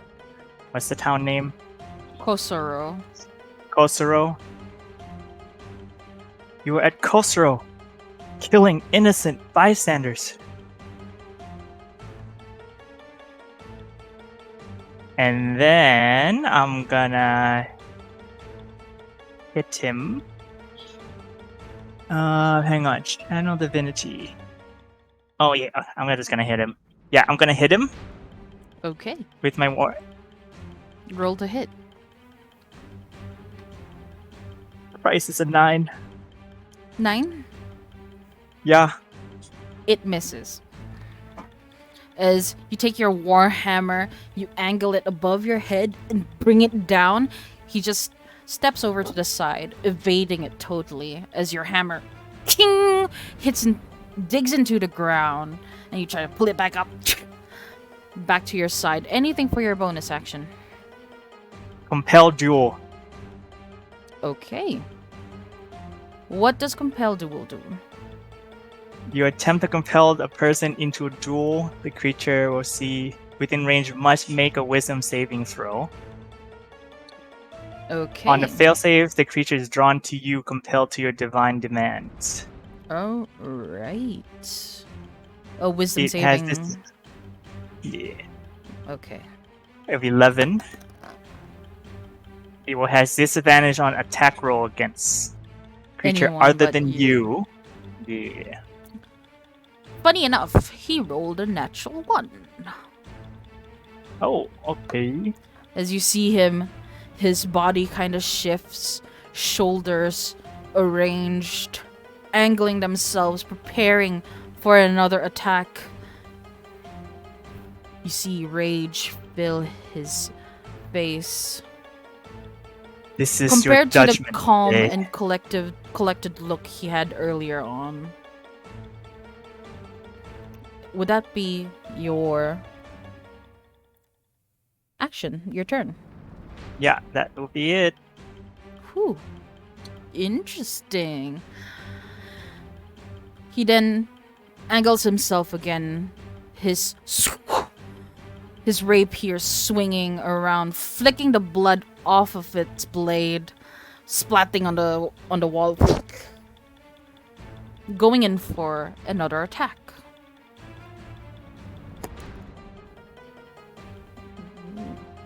The first one misses with a 10, unless you're telling me your armor class is 10. It's 12. Good. It misses with a first attack. He goes in for a second with his rapier. This time, a little bit more successful, with a total of 18 to hit. That hits. Alright. With that 18, he will try to hit at you with a total of 9 points of piercing damage as he twists his wrist, pierces it back right into your gut, twisting it before pulling it back out. You hear him say, "You weren't part of them. Why would you care?" As he blood just sliding off of his blade, hitting the ground below. It is now your turn. I'm dead. You're dead?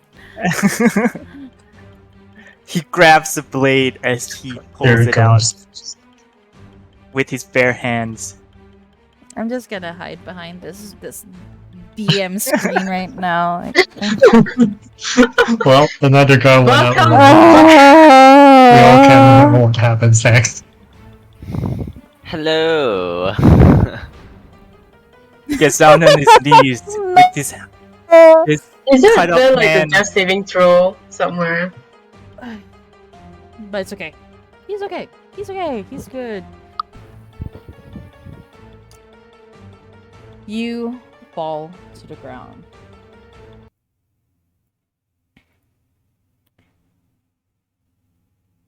Your last visions of him as it fades in and out of consciousness is his boots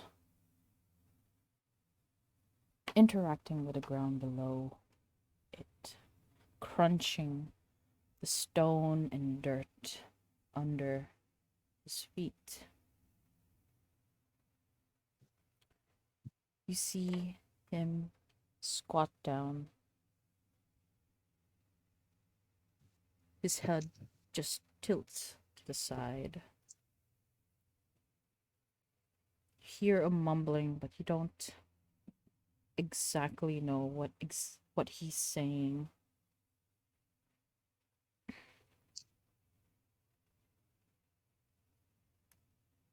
Before you feel this warm sensation from your shoulder just spread throughout your body.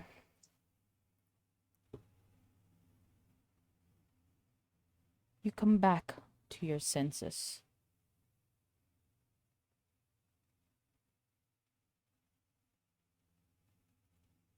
With 10 HP, you are healed by this man. I have no business or anything against you.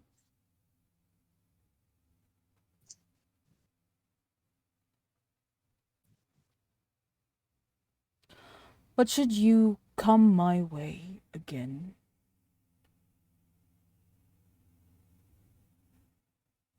be sure that it will be your last. As he stands up, sheathes his rapier, and turning around, flicking his cloak to the side to let it fall back down in place. You see him walk away from you. This cloak with the symbol of Holandre branded on his back. This figure walks away until he disappears into the alleyway. What do you do? Conscious? I'm conscious. You are conscious.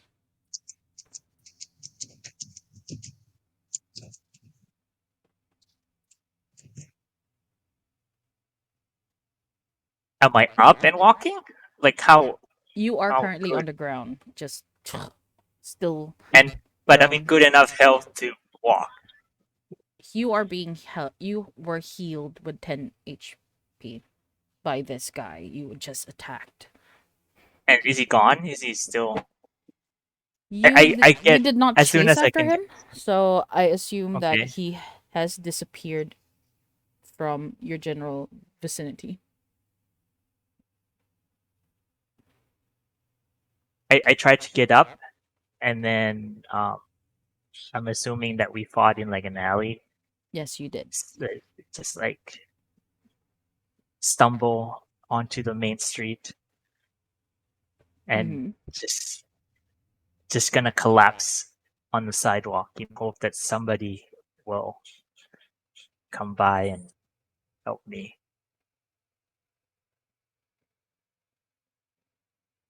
You do that.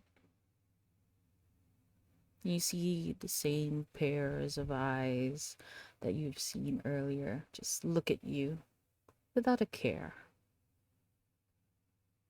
Some people just passerbys get a look at you from their peripheral vision, just hurry away. Since you have arrived in Aloe, you notice that most of the people would close a blind eye to those who are being hurt or are hurt. You've seen that evident upon your arrival when a man was being bashed in an alleyway. Though it was rather crowded and full of people, no one seemed to care. As you take your rest at the corner of the street, come to that realization that no one is gonna help you here.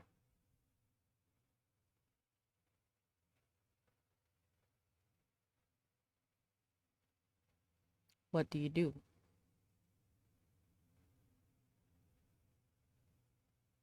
I'm gonna sit there for a while. Okay. As you sit there, contemplate about what had just happened, we will move over to the rest of the party who are sitting at Shotty's, waiting for the people from the convalescence to arrive. It doesn't take you long before you get a bust of a couple of people entering Shotty's. They're all dressed in what appears to be white cloaks, kind of reminiscent of the free clinic you have been to in Kestos.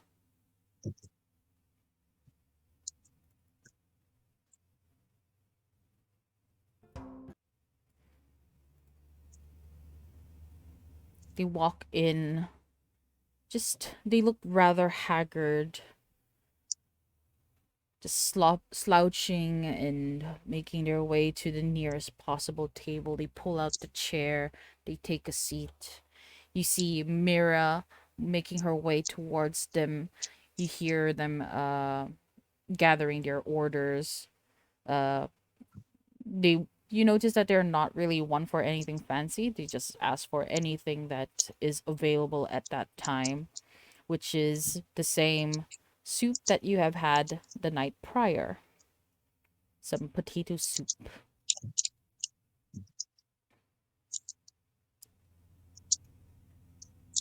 For Threezo, Jane, and Ariel, you see them having a meal. They don't seem to be bothered by you. They don't seem to give a care. They just focus on their meals. What do you do?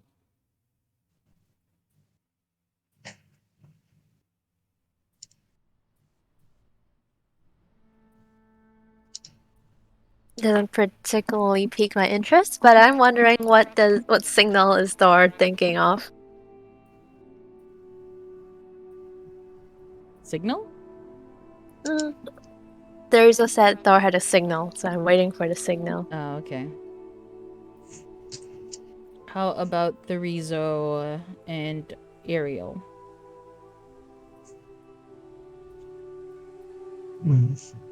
I kind of forgot why we're here again. There is no like after like seeing like the clothes that reminded him of like the free Canadian. It's like, oh shit. So there's probably something going on, right? Oh dear. Are they gonna die again? Something gonna happen. Have I even Oh been my to god, those house? it's all okay. Tell them about what happened to Ado. Should we figure out what happened to Thor? Is he having the signal? Is he in trouble? You It's the thing. don't know that for sure. You know that that is not a signal. These are the people from the Covalescence. Do I know them? No, you do not know them, and they do not know you. You know, after just breakfast, I'll like- just tell Theresa I'm gonna look for Thor.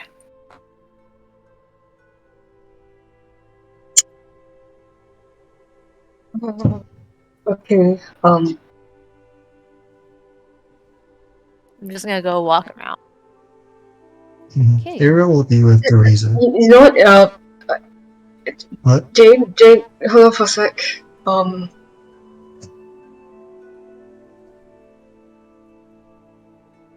Yeah? I'll go with you. I'll go with you. Like Teresa just makes sense. I was like, I don't think we're worrying about Thor. Alright, I guess we all are going then. Okay. So you completely forego these people who just arrived and make your way to look for Thor. I've never seen them. Okay, let me just delete this entire chunk. Bye-bye. Oh dear. Okay, so you make your way out. And you don't know exactly where Thor has been. So, Just walk around. one of you make a perception check. Which dice roll? Oh no, wait, sorry, D&D Beyond. You can use your own die. It's fine. I don't trust it. Okay.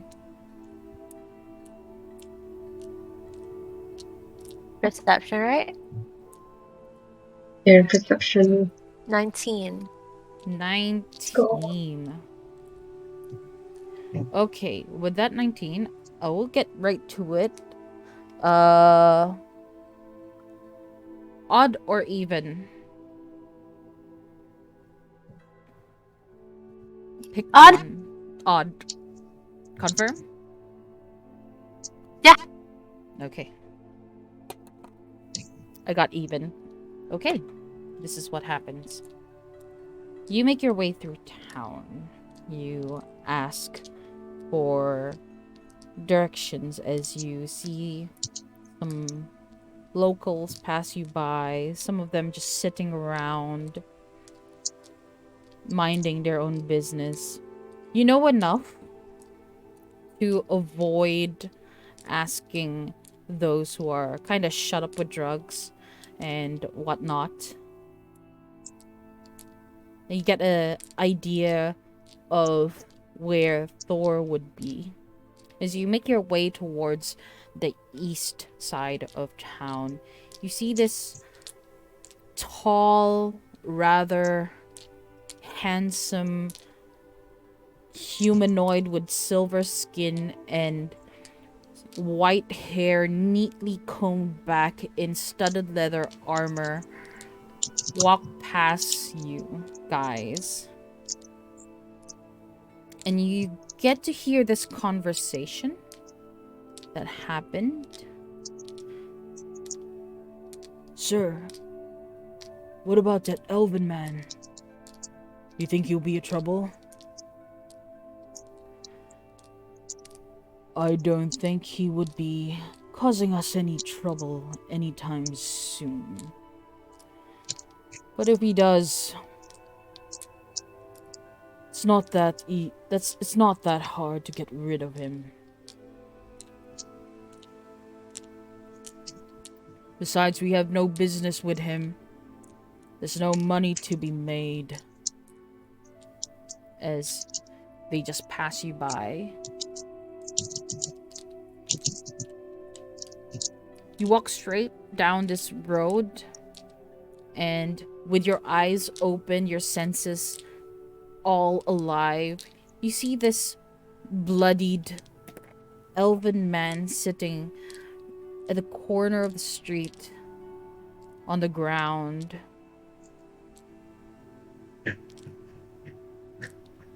You see Thorathil.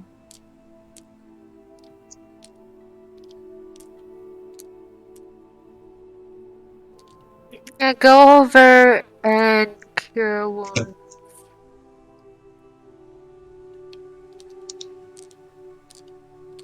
First level. Okay. How much do you heal him for?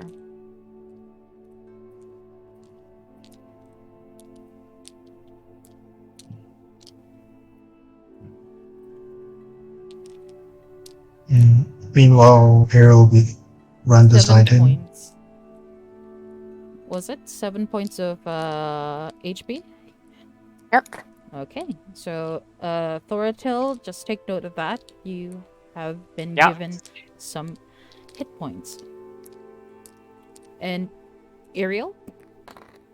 Yeah, Arrow will be running beside him, kind of like checking him if it's okay. He's no longer Is he bloodied. awake? He Is is Thor awake? Yes. Okay. He is conscious. What happened? Who are those people? They were talking about you. There's a bandit here. Where? Arrow looks around. It does seem that there's bandits everywhere. They're everywhere. It's like they control the town or something. What happened to you? Did you fight the It's- bandit?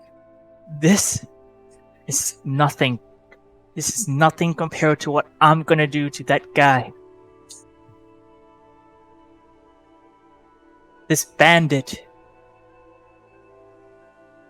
They've been around doing evil things. Destroying, pillaging. Conspiracy. What's the word? Conspiring. There we go. Conspiring to overthrow and infiltrate towns. And look at it. Here, they turn it into a slum. In the town, Casserole, that I was stationed at, they murdered all innocent people.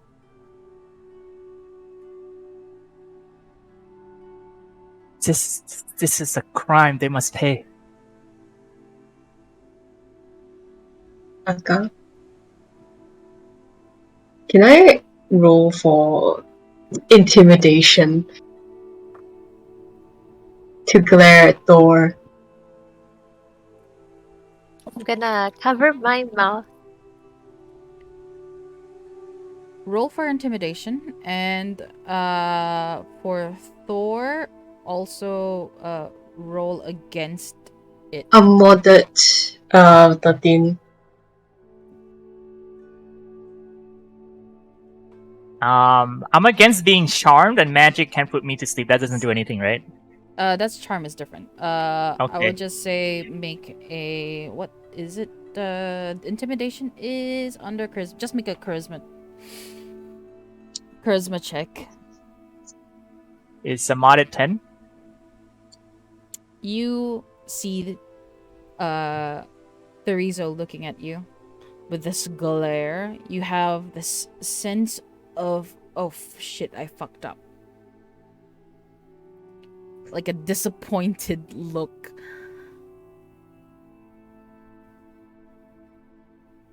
Given to you.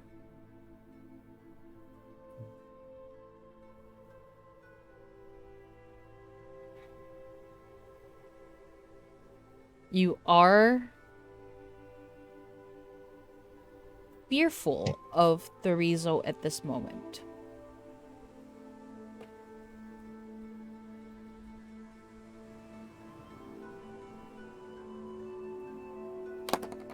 He averts his gaze. Dorothy. Dorothy? What did I told you before you left? What did I say?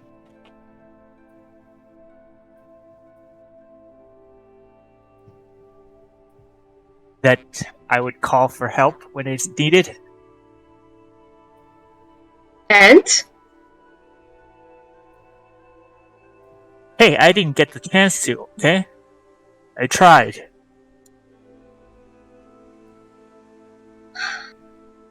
The opportunity came and I took it.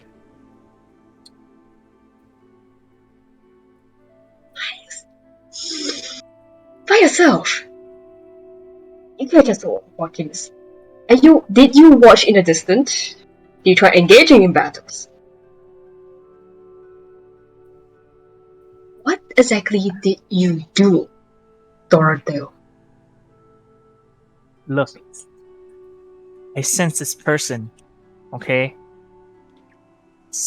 Silver-skinned elf. It's an elf? Nope, you just know there's a silver-skinned humanoid. And Okay. yes, yeah.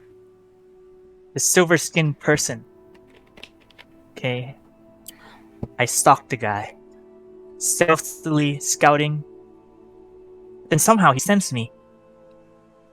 And I got attacked. I had no choice but to fight. Oh, I just wanted to kill him. Make a deception check. Because he wasn't the one who initiated. He just wanted to talk to you.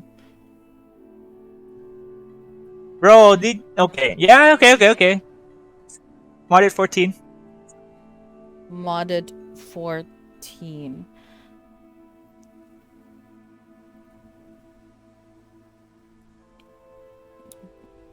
Therizo, also roll for deception. Roll for deception. Yeah. Alright. I thought it's gonna be insight. Oh yeah, insight. Yeah, sorry, my bad. Did I reroll? Yeah, just reroll. Alright. It was even worse, it's 12. Not that much difference. Yep. Therizo, you will take the things that will come out of Thorathil's mouth as truth.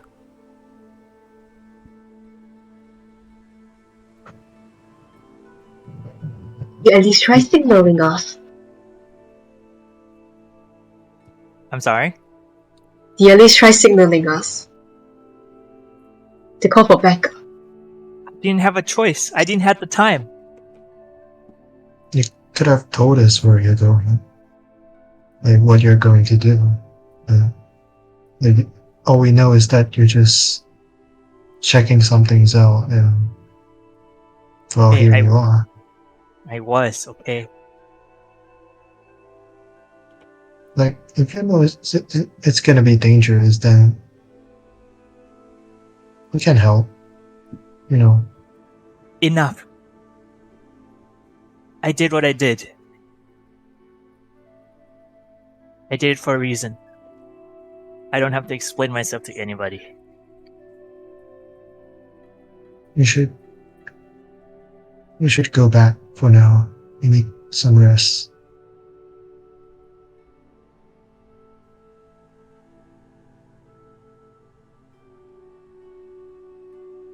Doors get up and kind of like awkward kind of steps and walk back towards the inn. Teresa will try to support Thor. And then goes to, like, tell Thor's like, we're gonna have this talk later. We're gonna continue it later. Thor And then sees says nothing more. Teresa's eyes and shivers a little bit, but then he averts the gaze and he just kept walking.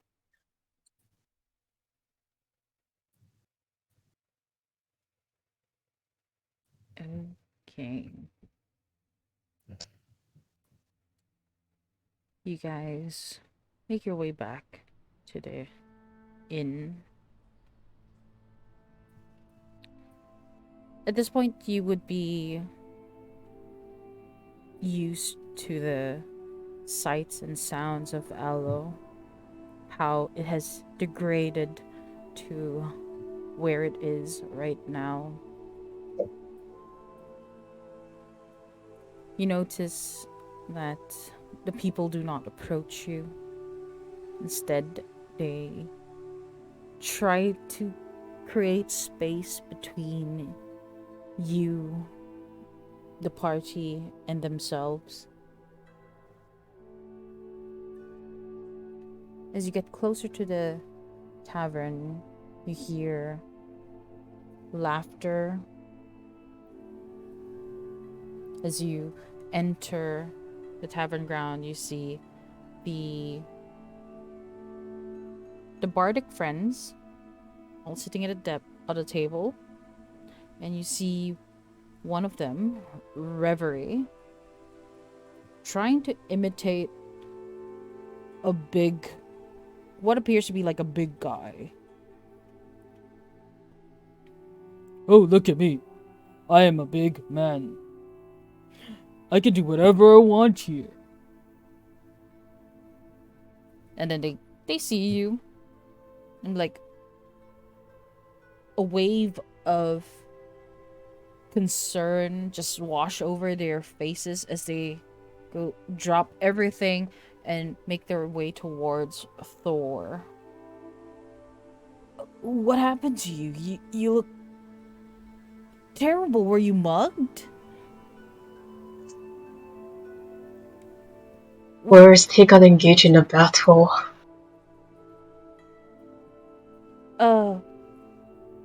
Did they attack you? Did they... Are At you least that's what okay? Thor said. Thor shoves him back and start walking a few steps, but then realize something. He turns back. What are all these bandits doing here?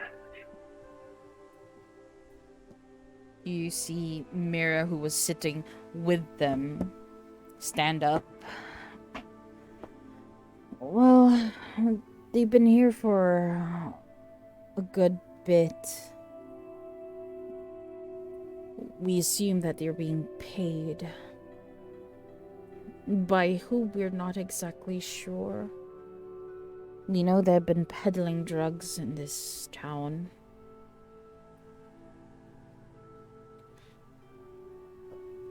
What else do you know about them? How long have they been here? What have they been doing? They've been here Spit it out.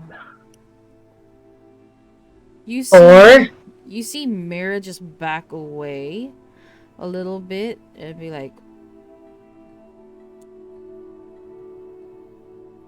I don't know exactly what had happened to you, but right now, that look on you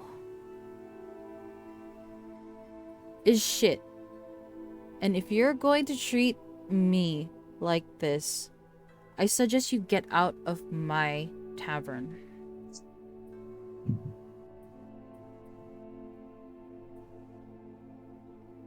Thor's then turn around back and then walks upstairs to his room.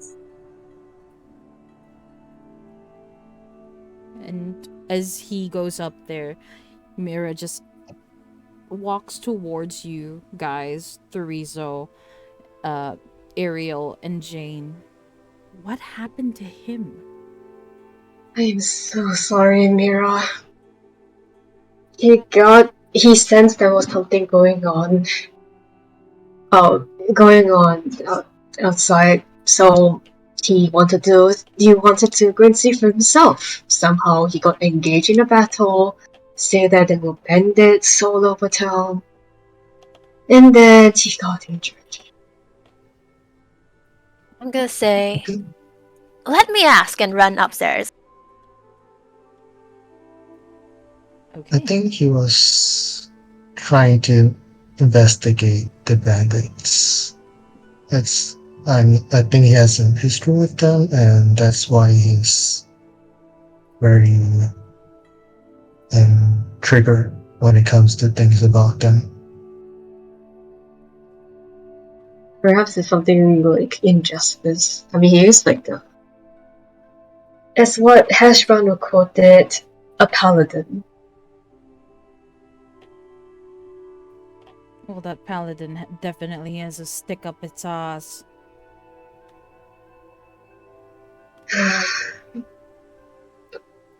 Thankfully, I'll it's try. just me. Imagine if he said that to Henry. Henry's a big man.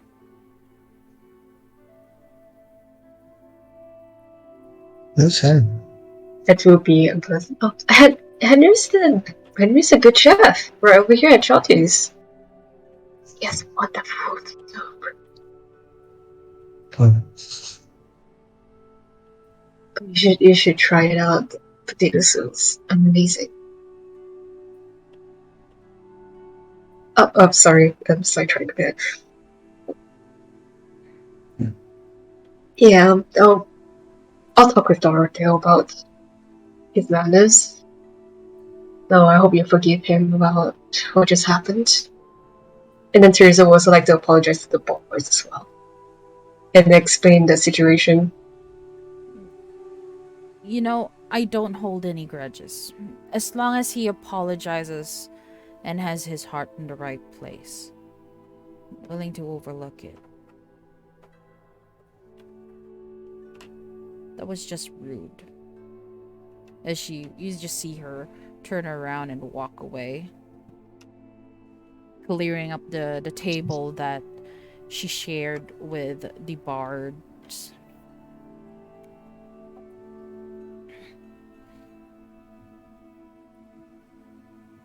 In the meantime, Jane, you make your way up and you find Thor's room. And then Sorry? I think you cut off. I knock. Thor, you hear a Come in. knock on the door.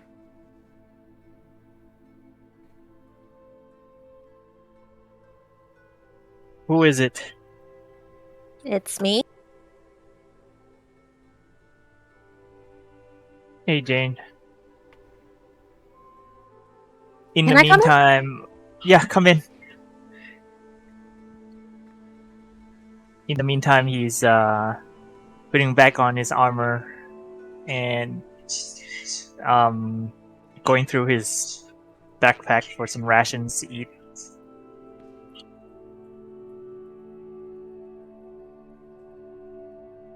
So I go in and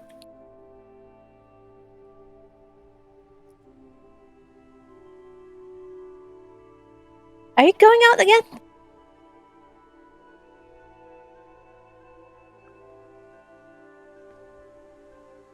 Yeah. Well, To find those bandits?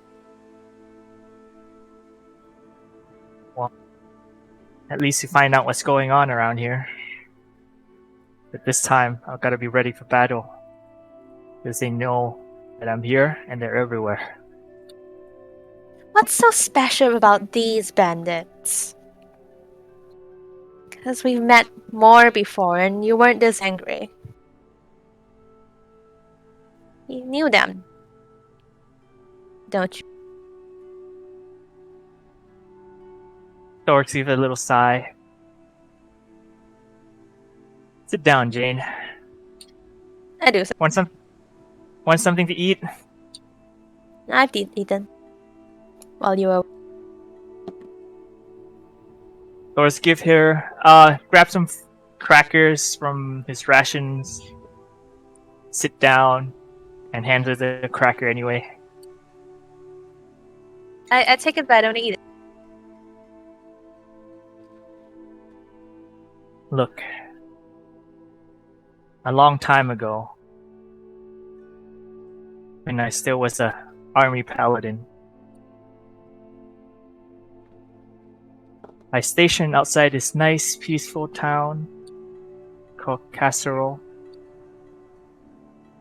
It wasn't an extravagant place, but it was a nice, quiet, outside the territory of the elves. I was stationed pretty close by, but under the command of a general.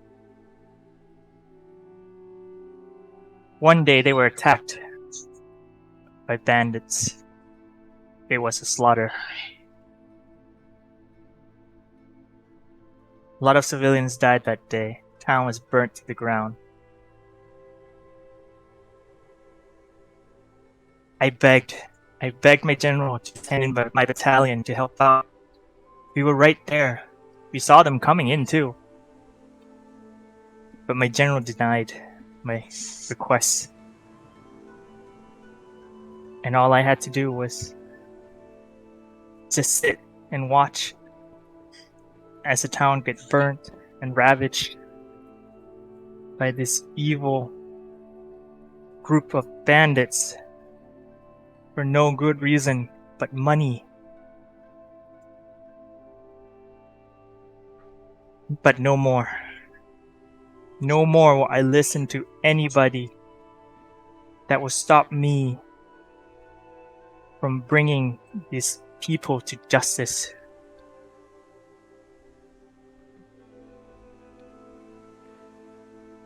And they're the same bandit. Yes. This is them. It is them. They're right here. And they just beat your ass.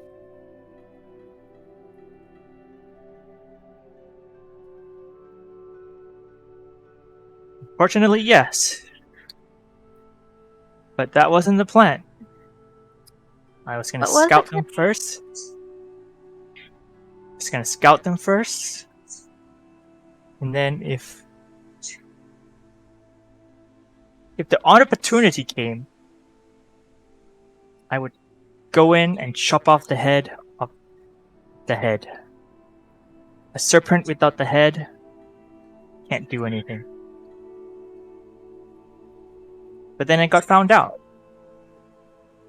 He spotted me somehow. This silver-skinned humanoid. I don't know how he sensed me. I tried to run away, but then he chased me down. I was cornered. Then rage consumed me. I wanted that guy dead.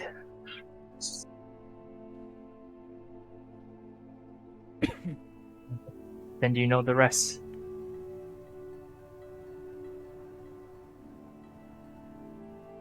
And this is the incident that, you know, and I've heard you paladins have these orders, and this is the one where you left. That's right.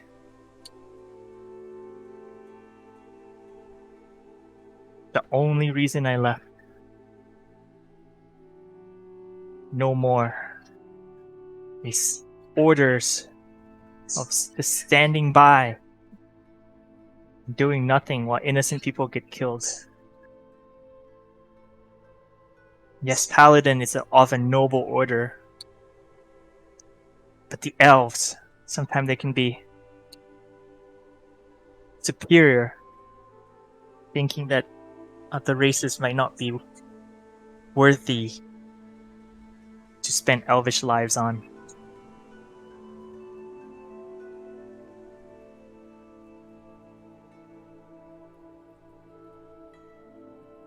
Okay, how are you going to do this then?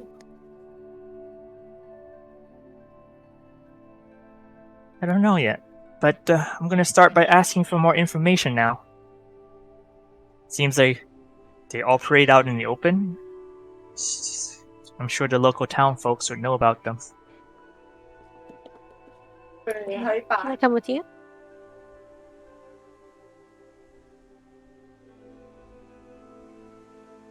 You see what they can do? You still want to be with me when that happens again? 方式鼓励 Oh, 后 Holy crap! Going on. Going on. What Hello? what just happened? I had something in my. Okay. It's a gut Where fear was rape I? there. Was, You asked if you wanted to come along. Oh, this is my first time. I mean, this noble you talked about, this thing. Sounds right. Sounds good. It sounds right, and I want to see what it does. What do you mean? What it does? What's it? Noble. Oh, Thing you paladins speak so much of. no, noble isn't a thing, you know. It's a concept. Oh, it's concept, not a thing. Thor's like Oh my scratching the back of his Brain- head and is like, Brain ache. shit, did I just talk to this narrative to the wrong person? But I want to see. I came here to see more stuff, more about this outside world, and I want to see what Noble does. You seem to think it's very important. Thor smiles. Yes, it's very important. Come on, let's go. I got some apologies to do. I just follow. With that, as you make your way down the staircase, having prepared the many apologies you have to make, this is where we will end today's session.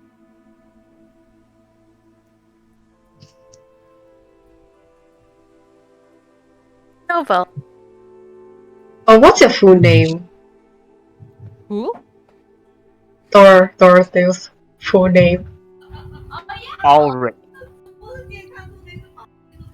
Dorothea Ulrich. I wish I had said like the full name instead, but I didn't know your full name. It Have you even is- told- I assume you would already know, but we can assume that you said it.